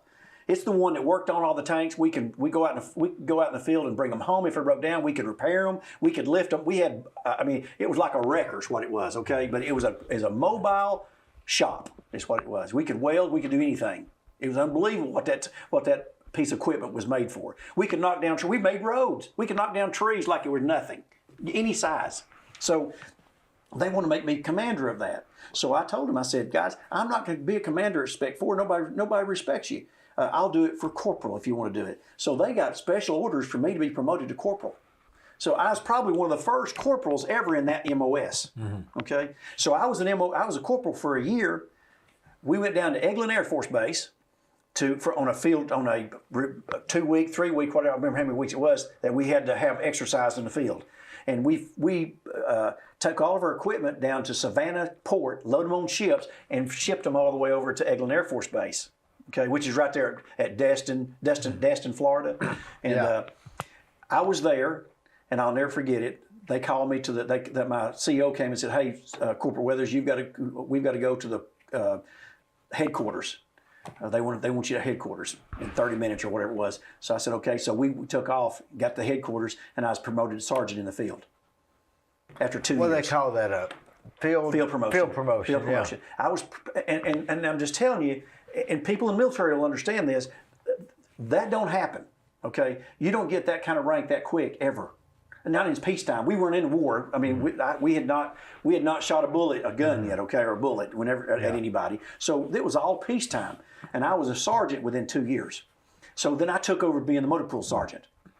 Because that's what they wanted me. They wanted me to be the motor pool sergeant because of the fact that we had a great shortage in the military for people to have the ability to do that. The gentleman that I spoke about earlier that did the test, he was a grunt. He was 11 Bravo. So he was an infantryman in a slot that he really should never been put in. So it wasn't his fault, in other words. Do you consider yourself a veteran? Is that what you're still, absolutely. even though you're no not? Question. No question. Let me tell you, I told someone the other day, and I get emotional thinking about all the people that died for our freedom. You know, we talked about the flag a few minutes ago. I stand attention at the flag every time. I know where my hand goes every time because it means something to me. And I never went to war, but trust me, I went through all the emotions for sure the last 2 years when we were come up on call and you got yourself inside there and we stood there with our backpacks ready to load on ships and load on a plane. That happened on a regular basis because we were the ones. The 2nd 9th Cavalry Unit, Fort Stewart, we were the front runners. Okay, so we stayed on alert constantly. So I knew never had to go anywhere, but we sit there waiting. You still go through the same emotions. Same thing. Okay. Yeah. So I have a great. Maybe even worse because it's anticipation. The anticipation just is terrible. But I believe that I'm a veteran. I serve my country with pride. I love this country, and if they call me back today, I'd go. Okay, because I believe we've got the greatest country on earth. And I believe that it was the greatest opportunity for me to serve our country, to do what's right, and to, I tell people, unfortunately, I was a tank mechanic. I hadn't seen any tanks run down the road here lately. So that wasn't part of it. That wasn't the only thing I learned, though, was the good part. There's a lot of stuff that I learned about people, about serving, about being a part of your community, loving your country. Let me tell you, there's nothing no greater knowing that I served our country in order to make sure that everybody else, I was a part of their freedom, preserving their freedom. I didn't give my life, but I was there online with a lot of other folks standing in the gap, in other words. You were ready. I was ready. And I don't regret that at all, by the way. It was an honor to be there. And I was ready. We were ready and prepared. I truly believe that we've got the best army in the world. The best. We will defend, and we will win wherever you take us, wherever we go. And that's the attitude they have. It don't matter if you're Army, Air Force, Marines. You Navy. still think the military is as strong as it was, and I know now they're not as, they're been in the news a lot lately, but I guess it's still the best military there is. It's the best military in the world. And let me tell you, here's what people don't sometimes realize. We are a sampling of our community, of our world, of our country in the military. So we've got bad, we've got good. Sure. You know what I mean? Yeah. So everything's not perfect, but we have one goal. And let me tell you, I wasn't one of those people. I wasn't a Green Beret. Didn't want to be. Okay, not that I You weren't a Navy SEAL or nothing. Didn't have that desire to do that. But let me tell you, I ran into some people in the military that's in the Army with me, stationed in the 2nd 9th Cavalry. That let me tell you, if we go to war, I wanted to be with him because he knew what he was doing. Let me tell you, he was good. And he knew what he was doing. He knew, and I had a feeling that if I had that opportunity, if it ever happened, I'm going to hang a little close to him because I'm going to come home. Did you literally kind of pick those people out? Absolutely, absolutely. Because you always wanted, you wanted the best. I want the best with me. I'll just tell you. And they wanted me to be with them because I could fix anything. When I cycle, I go with these groups, and I'll pick out the biggest guy in the group, and I try to get behind him because I can draft behind him. Mm-hmm. Same thing. Just not as critical. That's right. But I'm just telling you, that was important. I made sure that I was with the right folks, and I want to make sure that if we ever went to war, you can be assured I'm going to be on the team that gets to come home because they were smart. They knew what they were doing, and they, sometimes you get in a group that somebody's crazy and want to be the Mr. Brave. Mm-hmm. Okay, I don't want somebody who wants to be the hero. I want somebody who wants to do the job and bring us home. That's who I want to be a part of. And the same thing in the political arena, Cleveland, Tennessee, Nashville. You want somebody that's going to be able to go up there, do what's right, use their own discretion, and use their discretion, and come home. Okay, and make sure that we're taking care of our people. I'll be honest with you, I don't have no desire. I was in Nashville. I got to tell you this story. And we're off military. Military was a great opportunity for anybody. I suggested anybody ever wants to go, it's a great opportunity for them. I'm just telling you. But I've always said that now that I'm running for office for the 24th District, I was in Nashville in November of last year. And I was in a group with 200 school board members. It was a school board, our annual convention, okay? Mm-hmm. And we had about 7 legislators sitting up front. And I sit there and I listen to everybody talk and ask questions. And, I finally just thought to myself, somebody just needs to tell them this. So I raised my hand, stood up, and I said, lots of times when we make laws to benefit against somebody else. Let me explain. Memphis and Nashville has struggled in education for many years, and there's still struggles today. And sometimes we make laws in the legislative to fix their problems, but it messes up us in Cleveland, Tennessee. Okay? And I got up and I said, gentlemen, every time we get some kind of mandate or things of that nature to come here to Cleveland that affects us, I'm always told that we did it because of Memphis and Nashville. I said, won't you do us one favor? Now, you've talked about in this conversation today that, you could take over our school system. Why don't you take over Memphis and Nashville and leave us alone? We'd be a lot better off. And I sit down. Now, I probably didn't make a lot of friends that day, but I sure had 200. I had 200 people clapping and saying, "I wished I'd have said it. I just didn't have guts to say it." Okay. One thing that I am, Dee, I don't hide who I am. I don't try to be who I'm not. I'm Troy Weathers. I care about people in Cleveland and Bradley County. They're the dearest to my heart, and my future is here, not in Nashville, not in Memphis, not in anywhere else. This is where I'm from. This is where I'm going to stay. This is where I'll be, and my family's future is here. My grandson's futures are here. So you can be assured, if I have the opportunity to go to Nashville, that's what I'm going to be talking about. How can we better who we are? How can we improve? How can we give our people a better chance of a life? I can't think of anybody more qualified. Well, from East Cleveland to the military, Lynn Davis, you got it all. Well, I've had great people in my life. If you had my looks, you'd really have it. I'd have it made. I mean, Lord of mercy, that's why I say it sometimes, but I get that same laugh.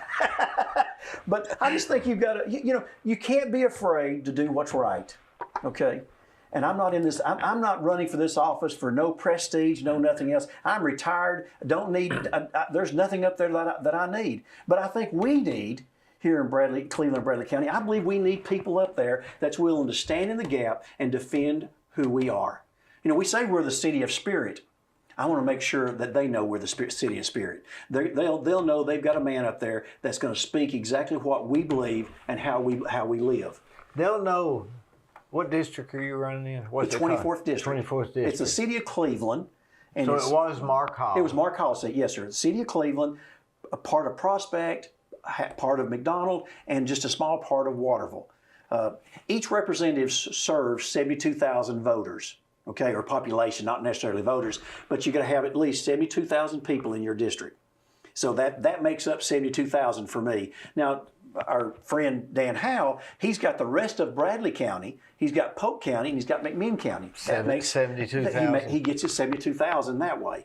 So I'm very fortunate that I will be serving the city of Cleveland, Tennessee, and part of Bradley County. I won't be serving anybody else.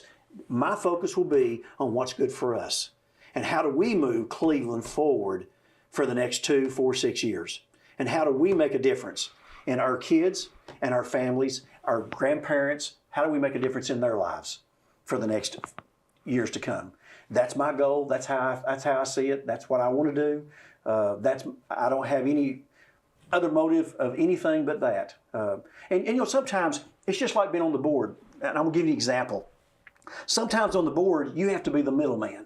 Okay, you have to. Sometimes it's hard to communicate. We've got to come together. Sometimes it's very difficult because it just gets all tangled up. And I think as a board member, I was one of those people to help guide that coming together to make sure that it makes sense, and that we go forward instead of going backwards. Well, I think of the same thing in Nashville. I think you've got to have people up there that see that we have to come together if we're going to ever get anywhere. And I'm not going to. I don't sell myself. I don't give up what I believe. I'm a Republican, a conservative with common sense, and that's what I go up there with. And when I come home, that's what I'll come home with. I'm not giving it away. I'm going to share it with people, and I'm going to make sure they know who we are in Cleveland and Bradley County, that what we need, and how we need to move forward. And do I have all the answers? No. But also, you hope your representative will be that guy that can, for instance, let's say, for instance, we have a problem with someone's Social Security. Well, so who do you call? You've called everybody you know, everybody in the line, and nobody else to help you. Well, you call your representative, and he or she makes one phone call, and guess what? It's a miracle. Well, same thing in the school system. Sometimes I picked up the phone and says, hey, we got a problem. This, and this has taken place, and it got fixed because I was the middle guy as a board member. I think the same sort of a liaison. The liaison that brought two entities together that made sense. We talk about in your past, how much money have you saved? I'll give you. Here's an example of bringing an entity together here in Cleveland, Bradley County, and saving taxpayers $1 million. For instance, when we built Waterville, we built Waterville, then they decided to expand the highway all the way down. So, but when they expand the highway, though, we had a sewer line going up through there. Now, it was going to cost $1 million for us to move that sewer line out to the side of the new road, okay? We were going to have to pay for that. Well, we met with Tom Wheeler and said, Tom, take over our line, and if they take over the line, the state will pay for it. Mm-hmm.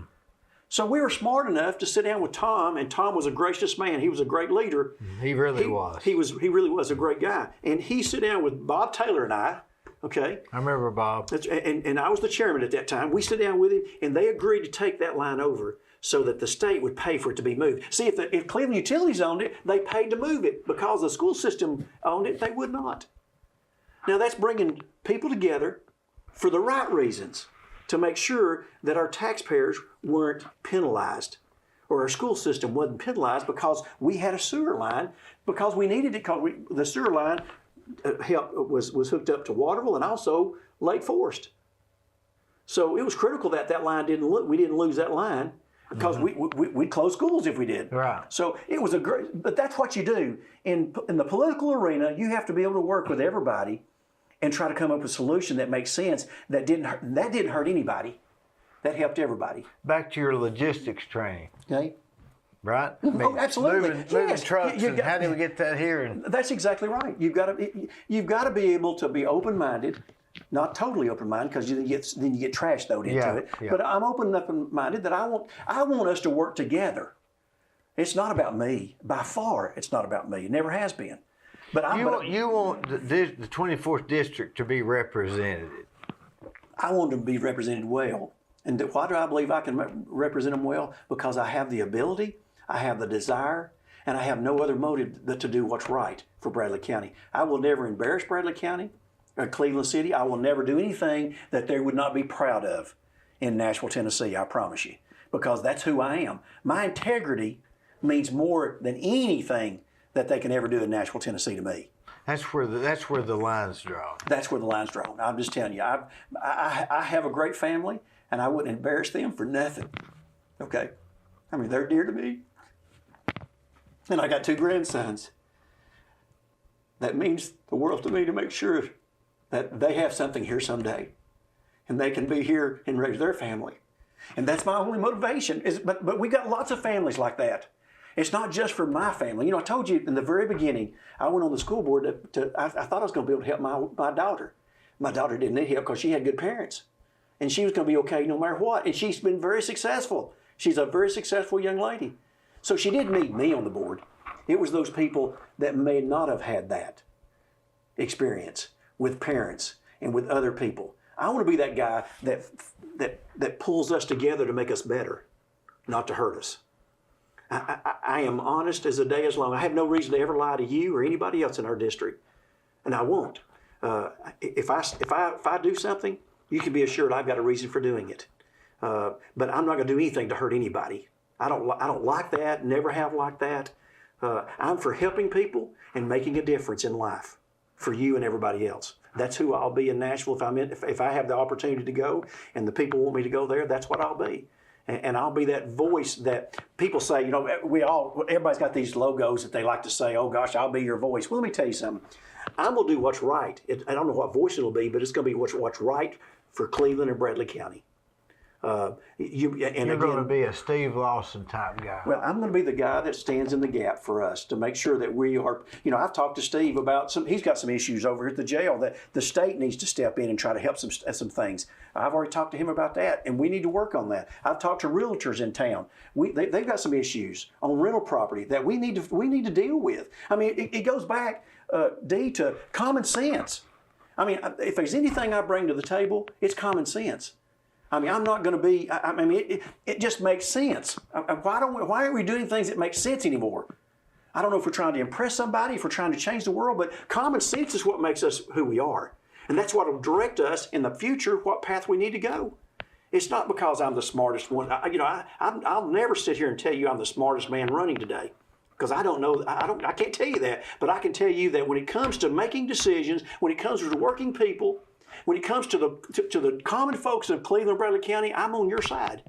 And that's what I'm going to be serving. I'm going to make sure that we have a chance Our kids have a chance. Our families, our elderly has a chance to survive here in Cleveland, Bradley County. That's what my goal is, and I'm going to work toward that every single day. You know, I told you earlier that it was a part-time job in Nashville.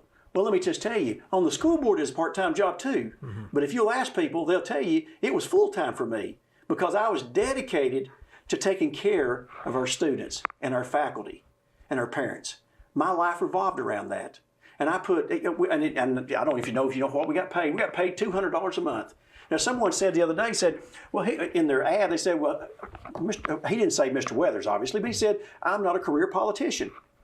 Okay, well, let me tell you something. That's not what you are. That's not what I am. Now, I understand. I understand politics, but let me tell you what people are looking for. They're looking for somebody to go to Nashville can go to work tomorrow and make a difference. And I believe I'm that guy that goes to Nashville and I can start making a difference tomorrow if they send me, because I have relationships up there already.